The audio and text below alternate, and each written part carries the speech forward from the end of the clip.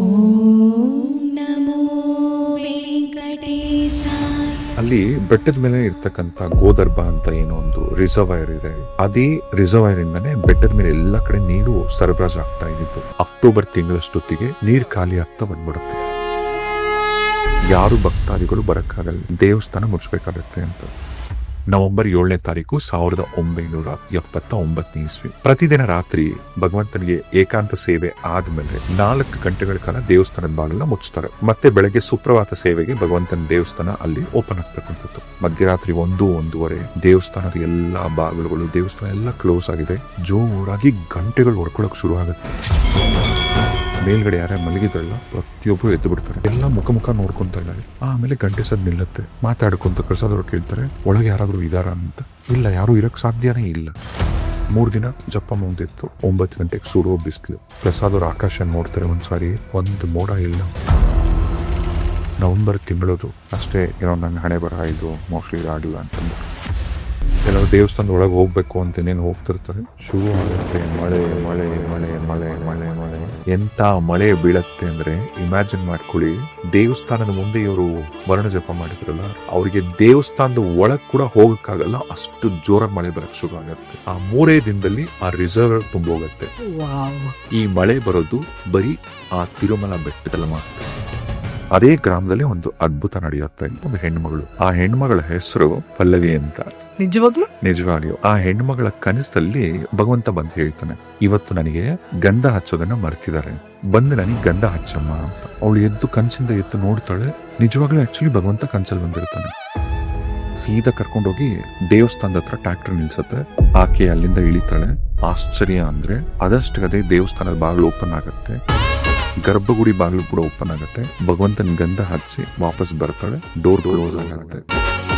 ಭಗವಂತ ಎಷ್ಟು ಚೆನ್ನಾಗಿ ಕಾಣಿಸ್ತಿರ್ತಾನಲ್ಲ. ಪ್ರತಿ ಗುರುವಾರ ಭಗವಂತಂದು ನಿಜ ರೂಪ ದರ್ಶನ ಅಂತ. ಪ್ರತಿ ಗುರುವಾರ ಭಗವಂತ ಬೆಟ್ಟದ ಮೇಲೆ ಕಣ್ ತೆಗಿತಾನೆ, ಎಲ್ಲರನ್ನು ಗಮನಿಸ್ತಾರೆ ಅಂತ. ಪ್ರತಿ ಸಾರಿ ಹೋದಾಗ ನಿಮಗೆ ನಾಮ ದೊಡ್ಡದಾಗಿರುತ್ತೆ, ಆದ್ರೆ ಗುರುವಾರ ಮಾತ್ರ ನಾಮ ಚಿಕ್ಕದಾಗತ್ತೆ. ಭಗವಂತನಿಗೆ ಅಲ್ಲೇ ತಿರುಮಲ ಕಾಡಲ್ಲಿ ಇರ್ತಕ್ಕಂಥ ಪುನುಗು ಅಂತ ಒಂದು ಬೆಕ್ಕು. ಆ ಪುನುಗು ಬೆಕ್ಕೇನಿಲ್ಲ, ಆದ್ರೆ ಎಣ್ಣೆನ ಭಗವಂತನಿಗೆ ಹಚ್ತಾರೆ. ಗರ್ಭಗುಡಿ ಮುಂದೆ ಇರ್ತಕ್ಕಂಥ ಹೊಸ್ಲು ಅಂತ ಏನ್ ಕರಿತೀವಲ್ಲ ನಾವು, ಅದನ್ನ ಕುಲಶೇಖರ ಪಡಿ ಅಂತ ಕರೀತಾರೆ. ಗರ್ಭಗುಡಿ ಒಳಗೆ ಕೇವಲ ಅರ್ಚಕರು ಬಿಟ್ರೆ ಯಾರಿಗೂ ಪ್ರವೇಶ ಇರಲ್ಲ. ಆ ಕುಲಶೇಖರ ಪಡಿ ಒಳಗೆ ಹೋಗ್ತಾರಲ್ಲ, ಅಲ್ಲಿ ಹೋದಾಗ ಹೊರ ಜಗತ್ತನ್ನ ನೋಡೋ ರೀತಿನೇ ಬೇರೆ. ಎಷ್ಟೋ ಕಡೆ ದೇವಸ್ಥಾನ ಹಾಳಾಗಿರೋದು ನಮಗೆ ಗೊತ್ತಿದೆ ಅಲ್ಲ. ತಿರುಪತಿಯಲ್ಲಿ ಈ ಪ್ರಾಬ್ಲಮ್ ಬರ್ಲಿಲ್ವಾ? ವಿಶೇಷವಾಗಿ ಹೈದರಾಲಿ ವಿಚಾರಕ್ಕೆ ಹೇಳ್ತೀನಿ. ತಿರುಪತಿ, ಚಿತ್ತೂರು ಜಿಲ್ಲೆ ಅಲ್ಲಿ ಚಂದ್ರಗಿರಿ ಕೋಟೆ ಅಂತ ಇರುತ್ತೆ. ಆ ಕೋಟೆನ ಕೂಡ ಇವರು ಆಕ್ರಮಣ ಮಾಡ್ತಾರೆ. ಅಷ್ಟು ಸಂಪತ್ ಭರಿತವಾದಂತ ದೇವಸ್ಥಾನನ ಲೂಟಿ ಮಾಡಬೇಕು, ದೇವಸ್ಥಾನ ಹಾಳು ಮಾಡಬೇಕು ಅಂತ ಕೂಡ ಪ್ಲಾನ್ ಮಾಡ್ತಾರೆ. ಶ್ರೀನಿವಾಸ ಮಂಗಾಪುರ ಅಂತ ಈ ದೇವಸ್ಥಾನನ ಅಟ್ಯಾಕ್ ಮಾಡ್ತಾರೆ. ದೇವಸ್ಥಾನನ ವಿಗ್ರಹಗಳನ್ನ ಧ್ವಂಸ ಮಾಡ್ತಾರೆ. ಭಗವಂತ ಗರ್ಭಗುಡಿಯಿಂದ ಹೊರಗೆ ನೋಡಬಾರ್ದು ಅಂತ ಒಂದು ಗೋಡೆ ಕಟ್ಟಿಬಿಡ್ತಾರೆ. ಆ ದೇವಸ್ಥಾನ ಹಾಳು ಮಾಡಿಬಿಡ್ತಾರೆ. ಎಲ್ಲ ಬರ್ತಾರೆ ತಿರುಮಲ ಬೆಟ್ಟ ಹತ್ತಕ್ಕೆ. ಆ ಎಂಟ್ರೆನ್ಸ್ ಬರ್ತಿದ್ದಂಗೆ ಹೈದರಾಲಿ ಜೊತೆಗೆ ತನ್ನ ಸೈನ್ಯದ ಬಹುತೇಕ ಮಂದಿಗೆ ಒಂದು ವಿಚಿತ್ರವಾದ ರಸ್ತೆನ ಮಾಡದಂತ Bharat Ratna doctor sir M Visvesvaraya ಅವರು. ಅಂದ್ರೆ ಬೆಟ್ಟಕ್ಕೆ ರಸ್ತೆ ಮಾಡ್ಬೇಕಂದ್ರೆ ಒಂದು ಕಣಿವೆ ಬಂದ್ಬಿಟ್ಟಿರುತ್ತೆ. ಈ ಕಣಿವೆನ ಏನ್ ಮಾಡ್ಬೇಕು ಅಂತಾನೆ ಗೊತ್ತಾಗಲ್ಲ. ರಾತ್ರಿ ಅವ್ರಿಗೆ ಒಂದು ಕನಸು ಬರುತ್ತೆ. ಆ ಕನಸು ಏನಂದ್ರೆ, ಒಂದು ಡಮಾರ್ ಅಂತ ಒಂದು ಬಂಡೆ ಸಿಡಿದ್ರೆ ಹೆಂಗ್ ಸದ್ದು ಕೇಳಿಸುತ್ತೆ, ಆ ತರದ್ ಸದ್ದು. ಎದ್ದು ಬಿಡ್ತಾರೆ ವಿಶ್ವೇಶ್ವರಯ್ಯ. ಹೊರಗೆ ಬಂದು ಎಲ್ಲ ನೋಡ್ತಾರೆ. ಎಲ್ಲರೂ ಆರಾಮಾಗಿ ಮಲ್ಗಿ. ಆಮೇಲೆ ವಿಶ್ವೇಶ್ವರಯ್ಯ ಅವರು ಗಮನಿಸ್ತಾರೆ, ಆ ಕನಸನ್ನು ಸರಿಯಾಗಿ ಅಬ್ಸರ್ವ್ ಮಾಡ್ತಾರೆ. ಶ್ರೀನಿವಾಸ ಕಲ್ಯಾಣಕ್ಕೂ ತ್ರೇತಾಯುಗದ ರಾಮನ ಈ ಕಥೆಗೂ ಸಂಬಂಧ ಇದೆ. ಸೀತಾ ಮಾತೆನ ಲಂಕೆಗೆ ರಾವಣ ಕರ್ಕೊಂಡು ಹೋಗ್ಲೇ ಇಲ್ಲ. ಸೀತಾಪಹರಣ ಆಗ್ಲೇ ಇಲ್ಲ. ಇಲ್ಲಿ ರಾವಣ ಅಪಹರಣ ಮಾಡಿದ್ದು ಸೀತಾ ಮಾತೆನೇ ಅಲ್ಲ. ಮತ್ ಅನ್ನಿಸ್ತಿರ್ಬೋದು, ಮತ್ ಹಾಗಿದ್ರೆ ಯಾರವರು ಅಂತ. ಓಂ ನಮೋ ವೆಂಕಟೇಶಾಯ. ನಮಸ್ಕಾರ, ವೆಲ್ಕಮ್ ಟು ರಾಜೇಶ್ ರಿವಲ್ಸ್. ಇವತ್ತು ರಾಜೇಶ್ ಕಾಣಿಸ್ತಿಲ್ಲ, ಇವ್ರು ಯಾರು ಮಾತಾಡ್ತಿದ್ದಾರೆ ಅಂತ ನೀವು ಯೋಚಿಸ್ತಿದ್ರೆ, ಇಷ್ಟು ದಿನ ನಮ್ಮನ್ನೆಲ್ಲ ಕೂರಿಸಿ ಕ್ವಶನ್ ಕೇಳ್ತಿದ್ದ ರಾಜೇಶ್ ಅವರಿಗೆ ಇವತ್ತು ನಾವು ಕೂರಿಸಿ ಕ್ವಶನ್ ಕೇಳೋಣ ಅಂತ ಡಿಸೈಡ್ ಮಾಡಿ ಇದನ್ನ ಮಾಡ್ತಾ ಇದ್ದೀವಿ. ಸೊ ತಡ ಮಾಡದೆ will go to Rajesh. Welcome to Rajesh rivals, Rajesh sir. ವಾ, ನಮಸ್ಕಾರ. First of all thank you so much ನಮ್ಮ ರಿಷಿ ಡಿಸೈನ್ಸ್ ನ ಪಲ್ಲವಿ ಗೌಡ ಅವರು. ಸೊ ಸೆಲೆಬ್ರಿಟಿ ಡಿಸೈನರ್ ಇವತ್ತು ನಮ್ಮ ಪಾಡ್ಕಾಸ್ಟ್ ಅಲ್ಲಿ ಈ ಒಂದು ಮಾತುಕತೆ ಮುಂದುವರಿಸಿ. ಸೊ ಸ್ಟಾರ್ಟ್ ಮಾಡೋಣ. ಖಂಡಿತ. ನಿಮ್ಮ ಇಷ್ಟ ದೈವದ ಬಗ್ಗೆ ಖಂಡಿತ. ಅಂಡ್ ಮೊದಲನೇದಾಗಿ ಕೃಷ್ಣಾಯ ವಾಸುದೇವಾಯ ಹರೇ ಪರಮಾತ್ಮನೆ ಪ್ರಣತಃ ಕ್ಲೇಶನಾಶಾಯ ಗೋವಿಂದಾಯ ನಮೋ ನಮಃ. ಥ್ಯಾಂಕ್ ಯು ಸೋ ಮಚ್ ಮೊದಲನೇದಾಗಿ ಒಪ್ಕೊಂಡಿದ್ದಕ್ಕೆ ಅಂಡ್ ಈ ಪಾಡ್ಕಾಸ್ಟ್ ಮಾಡ್ತಿರೋದಕ್ಕೆ. ಶ್ರೀನಿವಾಸ ಕಲ್ಯಾಣ. ಎಸ್, ಶ್ರೀನಿವಾಸ ಕಲ್ಯಾಣ. ಕಲ್ಯಾಣ ಅನ್ನೋದ್ರಲ್ಲೇ ಅರ್ಥ ಇದೆ. ಕಲ್ಯಾಣ ಅಂದ್ರೆ ಒಂದು ಮದುವೆ ಅಂತ, ಇನ್ನೊಂದು ಕಲ್ಯಾಣ ಅಂದ್ರೆ ಒಳ್ಳೇದು ಮಾಡೋದು ಅಂತ. ಸೊ ಇವತ್ತು ಶ್ರೀನಿವಾಸ ಕಲ್ಯಾಣದ ಬಗ್ಗೆ ನಾವು ಮಾತಾಡೋಕ್ಕಿಂತ ಮುಂಚೆ ಭಗವಂತ ಶ್ರೀನಿವಾಸ ತಾಯಿ ಪದ್ಮಾವತಿ ಜೊತೆ ಆ ಮದುವೆ ಹೇಗಾಯಿತು, ಆ ಸಂಭ್ರಮ, ಅದೆಲ್ಲದಕ್ಕಿಂತ ಮುಂಚೆ ಒಂದು ಸಣ್ಣ ಫ್ಲಾಶ್ ಬ್ಯಾಕ್ ಹಿಂದಕ್ಕೆ ಹೋಗಿ ಬರೋಣ. ನಾವು ತ್ರೇತಾಯುಗದಲ್ಲಿ ಶ್ರೀರಾಮಚಂದ್ರ ಅವತಾರ ಎತ್ತಿದ್ದು, ಸೀತಾದೇವಿ ಅವರೆಲ್ಲ ಅರಣ್ಯವಾಸಕ್ಕೆ ಹೋಗಿದ್ದು, ನಂತರ ರಾವಣನ ಯುದ್ಧಕಾಂಡ, ಹನುಮಂತನ ಸುಂದರಕಾಂಡ, ಇದೆಲ್ಲ ಕಥೆಗಳನ್ನ ನಾವು ಕೇಳಿದೀವಿ. ಶ್ರೀನಿವಾಸ ಕಲ್ಯಾಣಕ್ಕೂ ತ್ರೇತಾಯುಗದ ರಾಮನ ಈ ಕಥೆಗೂ ಸಂಬಂಧ ಇದೆ. ಅದು ಮೊದಲನೇದಾಗಿ ಏನು ಅಂತ ತಿಳ್ಕೊಳ್ಳೋಣ. ಈಗ ನಿಮ್ಗೆಲ್ಲ ಗೊತ್ತು, ಶ್ರೀರಾಮಚಂದ್ರ ಮದುವೆ ಆದಂತ ಸ್ವಲ್ಪ ದಿನಕ್ಕೇನೆ ತಾಯಿ ಸೀತಾಮಾತೆ ಜೊತೆ ವನವಾಸಕ್ಕೆ ಹೋಗ್ಬೇಕು ಅಂತ ನಿರ್ಧಾರ ಮಾಡ್ಕೋತಾರೆ. ಸೊ ಅಂತ ಸಂದರ್ಭದಲ್ಲಿ ರಾಮ ಹೋದಾಗ ಲಕ್ಷ್ಮಣ ಕೂಡ ಅಣ್ಣನ ಜೊತೆ ಕಾಡಿಗೆ ಬಂದ. ಅರಣ್ಯಕಾಂಡ ಆ ಪರ್ವದಲ್ಲಿ. ಅರಣ್ಯಕಾಂಡದಲ್ಲಿದ್ದಾಗ ಮಾಯಾ ಜಿಂಕೆ ಕಾಣಿಸುತ್ತೆ. ಮಾಯಾ ಜಿಂಕೆ ಮೇಲೆ ತಾಯಿ ಸೀತಾಮಾತೆ ಆಸೆ ಪಡ್ತಾರೆ. ಆಗ ಶ್ರೀರಾಮಚಂದ್ರನ್ಗೆ ಹೋಗಿ ಆ ಜಿಂಕೆನ ತೋರಿಸಿ ಆ ಮಾಯಾ ಜಿಂಕೆನ ಹುಡ್ಕೊಂಡ್ಬರ್ಬೇಕು ಅಂತ ಶ್ರೀರಾಮಚಂದ್ರ ಹೊರಟಂತ ಟೈಮಲ್ಲೂ ಕೂಡ ಎಲ್ಲೂ ಸೀತೆ ಮಾತೆಗೆ ಅನ್ಸಲ್ಲ ಇದು ಒಂದು ಮಾಯಾ ಜಿಂಕೆ ಅಂತ. ಲಕ್ಷ್ಮಣನಿಗೆ ಅನುಮಾನ ಬರುತ್ತೆ. ಆದ್ರೂ ಲಕ್ಷ್ಮಣ ಹೋಗಲ್ಲ ಅಲ್ಲಿಂದ. ಆಗ ಸೀತಾಮಾತೆ ಹೇಳ್ತಾಳೆ, ನೀನು ಹೋಗ್ಲೇಬೇಕು, ನನ್ನ ಒಂದು ಆದೇಶ ಇದು ಅಂತ. ಆಗ ಸೀತಾಮಾತೆಗೆ ಅಲ್ಲಿಂದ ಹೊರಡಕ್ಕಿಂತ ಮುಂಚೆ ಲಕ್ಷ್ಮಣ ರೇಖೆನ ಹಾಕ್ತಾನೆ. ತಾಯಿ ಯಾವುದೇ ಕಾರಣಕ್ಕೂ ಈ ಗಡಿನ ದಾಟಿ ಬರಬಾರ್ದು ನೀನು ಅಂತ. ಲಕ್ಷ್ಮಣ ಹೊರಟ ಅಣ್ಣನ ಹುಡುಕೊಂಡು. ಇದೇ ಟೈಮಲ್ಲೇ, ಇದೇ ಸಂದರ್ಭದಲ್ಲೇ ರಾಮಾಯಣದ ವಿಲನ್ ಅಂತ ಏನ್ ಕರಿತೀವಿ, ಈ ರಾವಣ ಬಂದು ಸೀತಾಮಾತೆನ ಅಪಹಾರ ಮಾಡಿಕೊಂಡು ಲಂಕೆಗೆ ಹೊರಡ್ತಾನೆ ಅಲ್ವಾ. ಸೀತೆನ ರಾವಣ ಅಪಹರಿಸ್ತಾನೆ. ಆದ್ರೆ ನಿಮ್ಗೆ ಇನ್ನೊಂದು ವಿಚಾರ ಗೊತ್ತಾ, ಅಲ್ಲಿ ಸೀತಾಮಾತೆನ ಲಂಕೆಗೆ ರಾವಣ ಕರ್ಕೊಂಡು ಹೋಗ್ಲೇ ಇಲ್ಲ, ಸೀತಾಪಹರಣ ಆಗ್ಲೇ ಇಲ್ಲ. ನೀವೇನ್ ಇಷ್ಟೂ ಕಥೆಲೂ ಕೇಳ್ತಿರಲ್ಲ, ಯುದ್ಧಕಾಂಡದಲ್ಲಿ ಲಂಕೆಯಲ್ಲಿ ಹೋಗಿ ಸೀತಾಮಾತೆ ಇದ್ಲಲ್ಲ, ಅಲ್ಲಿ ಸೀತಾಮಾತ ಹೋಗ್ಲೇ ಇಲ್ಲ. ಅಲ್ಲಿ ಸೀತಾಮಾತೆ ಅಲ್ಲ ಇದ್ದಿದ್ದು. ಇಲ್ಲಿ ರಾವಣ ಅಪಹರಣ ಮಾಡಿದ್ದು ಸೀತಾಮಾತೆನೇ ಅಲ್ಲ. ಮತ್ ಅನ್ನಿಸ್ತಿರ್ಬೋದು, ಮತ್ ಹಾಗಿದ್ರೆ ಯಾರವರು ಅಂತ. ಕರೆಕ್ಟಾ? ಇಲ್ಲಿ ಒಂದು ಸಣ್ಣ ಉಪಕಥೆ ಏನು ಅಂದ್ರೆ, ಬೃಹಸ್ಪತಿ ಮಗ ಕೌಶಧ್ವಜ ಅಂತ ಆ ಋಷಿ ಹೆಸರು. ಆತರ ಮಗಳಾಗಿ ವೇದವತಿಯಾಗಿ ಮಹಾಲಕ್ಷ್ಮಿನೇ ಒಂದು ಅವತಾರವಾಗಿ ಜನಿಸಿರ್ತಾಳೆ ವೇದವತಿ. ಇದೇ ತ್ರೇತಾಯುಗದಲ್ಲಿ ಆಕೆ ಸುಂದರವಾಗಿರ್ತಾಳೆ. ಎಲ್ಲದಕ್ಕಿಂತ ಹೆಚ್ಚಾಗಿ ಆಕೆ ಸಾಧ್ವಿ, ತಪಸ್ವಿ. ಒಂದ್ಸರಿ ತಪಸ್ಸಿಗೆ ಅಂತ ಕೂತಿದ್ದಂಥ ಟೈಮಲ್ಲಿ ವೇದವತಿ ತಪಸ್ ಮಾಡ್ತಿದ್ದಾಗ ಇದೇ ಈ ರಾಮಾಯಣದ ವಿಲನ್ ಅಂತ ಏನ್ ಕರಿತೀವಲ್ಲ, ಈ ರಾವಣ ಪುಷ್ಪಕ ವಿಮಾನದಲ್ಲಿ ಹೋಗ್ತಿರ್ತಾನಂತೆ. ಆಗ ತಾಯಿನ ಅಲ್ಲಿ ವೇದವತಿನ ನೋಡ್ತಾನೆ. ನೋಡಿದ ತಕ್ಷಣ ಅಲ್ಲಿ ಬಂದು ವೇದವತಿನ ಅಪಹರಿಸ್ಬೇಕು ಅಂತ ಹತ್ರ ಹೋಗ್ತಾನೆ. ಆಗ ವೇದವತಿ ಕೋಪ ಬರುತ್ತೆ. ಆಕೆ ಒಂದು ಶಾಪ ಕೊಡ್ತಾಳೆ, ನೀನೇನಾದ್ರೂ ನಿನ್ನ ಅಂತ್ಯ ಒಂದು ಹೆಣ್ಣಿಂದಾನೇ ಆಗತ್ತೆ, ಮತ್ತೆ ಏನಾದ್ರು ಮುಟ್ಟಕ್ ಬಂದ್ರೆ ನೀನು ಸುಟ್ಟು ಭಸ್ಮ ಆಗ್ತೀಯಾ ಅಂತ ಅಂದ್ಬಿಟ್ಟು. ಇದನ್ನ ಕೇಳಿಸ್ಕೊಂಡಂತ ರಾವಣ ಅಲ್ಲಿಂದ ಭಯ ಬಿದ್ದು ಎಸ್ಕೇಪ್ ಆಗಿ ಹೊಟ್ಟೋಗ್ತಾನೆ. ರಾವಣ ಬಂದಲ್ಲ, ನನ್ನ ಹತ್ರ ಹಿಂಗೆಲ್ಲ ನಡ್ಕೊಂಡಂತಲ್ಲ ಅಂತನ್ಬಿಟ್ಟು ಆ ತಾಯಿ ವೇದವತಿ ಏನ್ ಮಾಡ್ತಾಳೆ ಅಂದ್ರೆ ಅಗ್ನಿ ಪ್ರವೇಶ ಮಾಡ್ಬಿಡ್ತಾಳೆ, ಬೆಂಕಿಗೆ ಹಾರ್ಬಿಡ್ತಾಳೆ. ಆಗ ಅಗ್ನಿದೇವ ಈಕೆನ ಬಚಾವ್ ಮಾಡ್ತಾನೆ ಅಂದ್ರೆ ಅಗ್ನಿದೇವ ತನ್ನ ಹೆಂಡತಿ ಸ್ವಾಹ ಅಂತ ಹೇಳ್ತಾಳೆ. ಆಕೆ ಹತ್ರ ಈ ವೇದವತಿನ ಹೆಸರಿರ್ತಾನೆ. ಇದು ಒಂದು ಕತೆ ಆಯ್ತಾ. ಈಗ ಫ್ಲಾಶ್ ಬ್ಯಾಕ್ ಒಂಚೂರು ಹಿಂದಕ್ಕೆ ಬರೋಣ. ಈಗ ಸೀತಾ ಅಪಹರಣ ಆಗತ್ತಲ್ಲ ಅರಣ್ಯಕಾಂಡದಲ್ಲಿ, ಸೀತಾದೇವಿನ ಅಪಹರಿಸ್ಬೇಕು ಅಂತ ರಾವಣ ಬರ್ತಾನೆ. ರಾವಣ ಬಂದಂತ ಟೈಮಲ್ಲಿ ರಾಮ ಮಾಯಾಜಿಂಕಿನ ಹುಡ್ಕೊಂಡು ಹೋಗಿದ್ದಾಯ್ತು, ಲಕ್ಷ್ಮಣನು ಹಿಂದೆ ಹೋಗಿದ್ದಾಯ್ತು. ಲಕ್ಷ್ಮಣ ಹೇಳಿರ್ತಾನೆ, ಈ ಲಕ್ಷ್ಮಣ ರೇಖೆನ ನೀನು ದಾಟಬಾರದಮ್ಮ ತಾಯಿ ಅಂತ. ಆಗ ನಡೀತಕ್ಕಂಥ ಒಂದು ಸಣ್ಣ ಬದಲಾವಣೆ, ಇದೇ ಅಗ್ನಿದೇವ ಸೀತಾ ಮಾತಿನ ಇಲ್ಲಿ ಕರ್ಕೊಂಡ್ಬಂದು ಈ ವೇದವತಿನ ಮಾಯಾ ಸೀತೆಯಾಗಿ ನಿಲ್ಸಿರ್ತಾನೆ. ಈ ಮಾಯಾ ಸೀತೆನ ರಾವಣ ಅಪಹರಿಸೋದು. ಏನ್ ಕಿಡ್ನಾಪ್ ಮಾಡಿ ಎತ್ಕೊಂಡು ಹೋಗ್ತಾನಲ್ಲ ಪುಷ್ಪಕ ವಿಮಾನದಲ್ಲಿ, ಅಲ್ಲಿ ತಾಯಿ ಸೀತೆನೇ ಇರಲ್ಲ ಅಲ್ಲಿ. ಇಲ್ಲಿ ವೇದವತಿ ವೇದವತಿ ಇನ್ಯಾರು ಅಲ್ಲ, ಮಹಾಲಕ್ಷ್ಮಿಯ ಇನ್ನೊಂದು ರೂಪ. ಇವಾಗ ಎಷ್ಟೊಂದು ಸಾರಿ ಲಂಕೆಯಲ್ಲಿ ಸೀತಾಮಾತೆ ಕೂತಿದ್ದಂಥ ಟೈಮಲ್ಲಿ, ಅಂದ್ರೆ ಈ ಮಾಯಾ ಸೀತೆ ವೇದವತಿ ಅಶೋಕವನದಲ್ಲಿ ಕೂತಿದ್ದಂಥ ಟೈಮಲ್ಲಿ, ಈಗ ರಾವಣ ಅಂತ ಪರಾಕ್ರಮಿ, ಅಂತ ಅವನಿಗೆಲ್ಲ ವಿದ್ಯೆಗಳು ಗೊತ್ತಿತ್ತು, ಅದು ಇದು, ಯಾಕೆ ಆ ತಾಯಿ ಹತ್ರ ಕೂಡ ಹೋಗಕ್ಕೆ ಆಗ್ತಿರ್ಲಿಲ್ಲ ಅಂದ್ರೆ ಅಲ್ಲಿದ್ದು ಸೀತೆ ಅಲ್ಲ, ಮತ್ತೆ ಶಾಪ ಒಂದಿತ್ತು. ಸೊ ಈ ರಾಮಾಯಣದಲ್ಲಿ ಯುದ್ಧಕಾಂಡ ನಡೆಯುತ್ತೆ, ಯುದ್ಧ ಆಗತ್ತೆ, ಕೊನೆಗೆ ರಾವಣ ತೀರ್ಕೋತಾನೆ. ಅದಾದ ನಂತರ ಕೊನೆಗೆ ಶ್ರೀರಾಮಚಂದ್ರ ತಾಯಿ ಸೀತಾಮಾತೆನ ಅಯೋಧ್ಯೆಗೆ ಕರ್ಕೊಂಬರಕ್ಕಿಂತ ಮುಂಚೆ ಅಗ್ನಿ ಪ್ರವೇಶ ಆಗತ್ತೆ, ಗೊತ್ತಲ್ಲ? ಅಗ್ನಿ ಪ್ರವೇಶಕ್ಕೆ ಸೀತಾಮಾತೆ ಹಾರ್ತಾಳೆ, ಅಗ್ನಿ ಪ್ರವೇಶ ಆಗತ್ತೆ. ಆಗ ನಿಜವಾದ ಅಗ್ನಿಲಿ ಅಲ್ಲಿದ್ದಲ್ಲ ಸೀತಾಮಾತೆ, ಅವ್ರು ಹೊರಗೆ ಬರ್ತಾರೆ. ಈಗ ಇಬ್ರು ಸೀತಾಮಾತೆಯವರು, ಒಂದು ನಿಜವಾದಂತ ಸೀತೆ ಮಾತೆ, ಇನ್ನೊಂದು ವೇದವತಿ ಅಂದ್ರೆ ಮಾಯಾ ಸೀತೆ, ಇಬ್ರು ಒಂದೇ ತರ ಇರ್ತಾರೆ. ಆಗ ಅವ್ರಿಬ್ರು ನಿಲ್ಲಿಸ್ಬಿಟ್ಟು ಆಗ ಅಗ್ನಿದೇವ ಹೇಳ್ತಾನೆ, ಶ್ರೀರಾಮಚಂದ್ರ ಇಲ್ಲಿ ಈಗ ಲಂಕೆಯಲ್ಲಿ ಇದ್ದಿದ್ದು ಸೀತಾಮಾತೆ ಅಲ್ಲ, ಮಾಯಾ ಸೀತೆ ಇಲ್ಲಿದ್ದು, ಈಕೆನೆ ವೇದವತಿ ಅಂತ.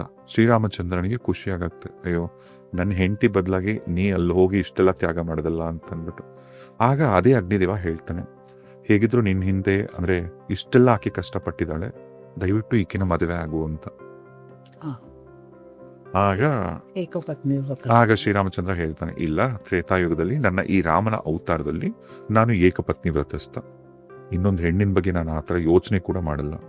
ಈಕೆನ ಮದುವೆ ಆಗ್ಬೇಕು ಅನ್ನೋ ಈ ಆಕೆ ಆಸೆನ ನಾನು ಕಲಿಯುಗದಲ್ಲಿ ಶ್ರೀನಿವಾಸನ ಅವತಾರ ಎತ್ತಿದಾಗ ಆಗ ವೇದವತಿ ಕೈ ಹಿಡಿತೀನಿ ಅಂತ.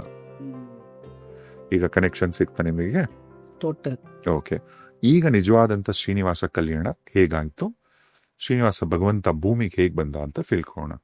ಗಂಗೆ ತೀರದಲ್ಲಿ ಕಶ್ಯಪ ಮಹಾಮುನಿಗಳು ಯಾಗ ಮಾಡ್ತಿರ್ತಾರೆ, ಒಂದಷ್ಟು ಜನ ಎಲ್ಲ ಋಷಿಗಳು ಕೂತ್ಕೊಂಡು ಮಾಡ್ತಿದ್ದಂಥ ಟೈಮಲ್ಲಿ ಅಲ್ಲಿ ನಾರದ್ರು ಬಂದು ಕೇಳ್ತಾರೆ, ನೀವಿಲ್ಲೇನೋ ಕೂತಿದ್ದೀರಾ, ನೀವು ಹೋಮ ಯಜ್ಞ ಎಲ್ಲ ಮಾಡ್ತಿದ್ದೀರಾ, ಇದೆಲ್ಲಾನು ಯಾರಿಗೋಸ್ಕರ ಮಾಡ್ತಿದ್ದೀರಾ? ಅವ್ರು ಕೇಳ್ತಾರೆ ಕಶ್ಯಪ ಮಹಾಮುನಿಗಳು, ಅಂದ್ರೆ ಏನರ್ಥ ಅಂತ. ಬ್ರಹ್ಮ ವಿಷ್ಣು ಮಹೇಶ್ವರ ಅಂತ ನೀವು ಮಾಡ್ತಿದ್ರಲ್ಲ, ಇದರಲ್ಲಿ ಯಾರು ದೊಡ್ಡವರು, ನೀವು ಯಾರಿಗೆ ಆಕ್ಚುಲಿ ಮಾಡ್ತಿರೋದು ಇದು ಅಂತ. ಅಲ್ಲಿ ಬಂದ ನಾರದ ತನ್ನ ಕೆಲ್ಸನ ಮಾಡ್ದ. ಆಗ ಕಶ್ಯಪ ಮಹಾಮುನಿಗಳಿಗೆ ಈ ಡೌಟ್ ಬಂತು, ಕರೆಕ್ಟ್ ಅಲ್ವಾ, ಬ್ರಹ್ಮ ವಿಷ್ಣು ಮಹೇಶ್ವರ ಈ 3 ಜನದಲ್ಲಿ ದೊಡ್ಡೋರು ಯಾರು? ಇವ್ರು 3 ಜನದಲ್ಲಿ ಯಾರು ಒಬ್ರು ಯಾರಾದ್ರೂ ಇರ್ಬೇಕಲ್ಲ, ನಾವು ಇದನ್ನೆಲ್ಲ ಸಲ್ಸಕ್ಕೆ ಅಂತ. ಆಗ ಭೃಗು ಮಹರ್ಷಿಗಳ ಹತ್ರ ಹೋಗ್ತಾರೆ, ಸ್ವಾಮಿ ನಮ್ ತಲೆಯಲ್ಲಿ ನೋಡಿ ಹೆಂಗಿದೆ, ಹೋಮ ಮಾಡಕ್ ಕೂತಿದ್ವಿ, ನಾರದ ಮಹಾಮುನಿಗಳು ಬಂದು ಹಿಂಗೆ ಹೇಳಿದ್ರು, ಏನ್ ಮಾಡೋದು ಈಗ ಅಂತ. ಆಗ ಹೇಳ್ತಾರೆ ಭೃಗು ಮಹರ್ಷಿ, ಸಂದೇಹ ಬೇಡ, ನಾನು ಈಗ್ಲೇ ಹೋಗಿ ನಿಮ್ಮ ಈ ಪ್ರಶ್ನೆಗೆ ಉತ್ತರ ಹುಡ್ಕೊಂಡ್ ಅಂತ. ಸೀದಾ ಬ್ರಹ್ಮ ಇರ್ತಕ್ಕಂಥ ಜಾಗಕ್ಕೆ ಬರ್ತಾರೆ.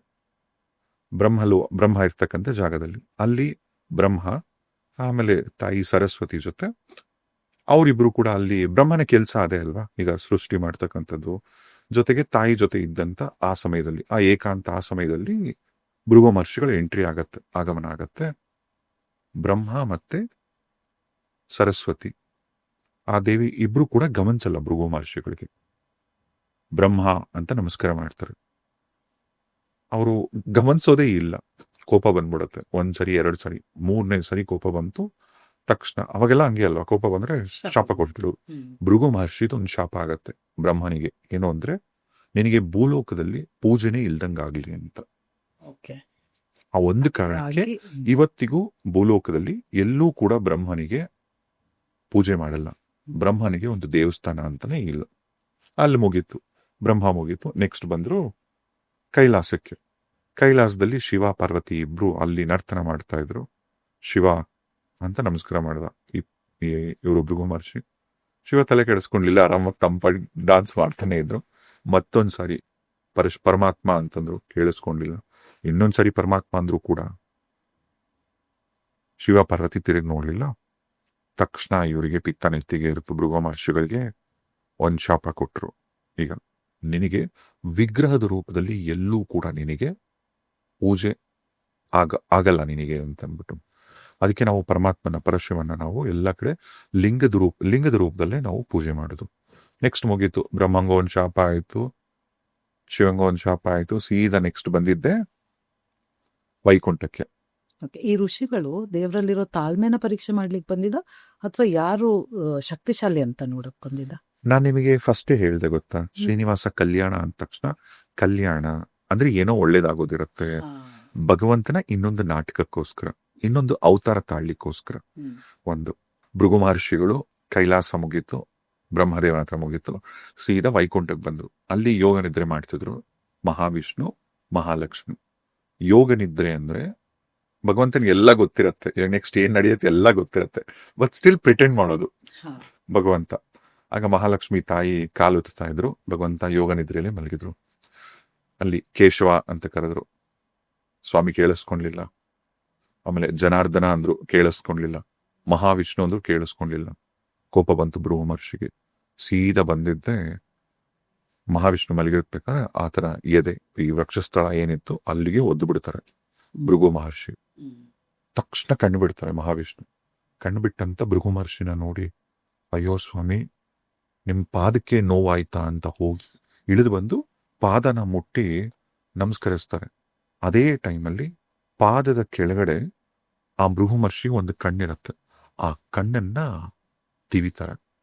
ಆಗ ಆ ಅಜ್ಞಾನ ಅಹಂಕಾರದಲ್ಲಿದ್ದಂತ ಭೃಗು ಮಹರ್ಷಿಗೆ ಅರಿವಾಗತ್ತೆ, ಅಯ್ಯೋ ಭಗವಂತ ನಾನು ಇಂಥ ತಪ್ಪು ಮಾಡ್ಬಿಟ್ಟ ಅಂತ ಆತ ಕ್ಷಮೆ ಕೇಳ್ತಾನೆ.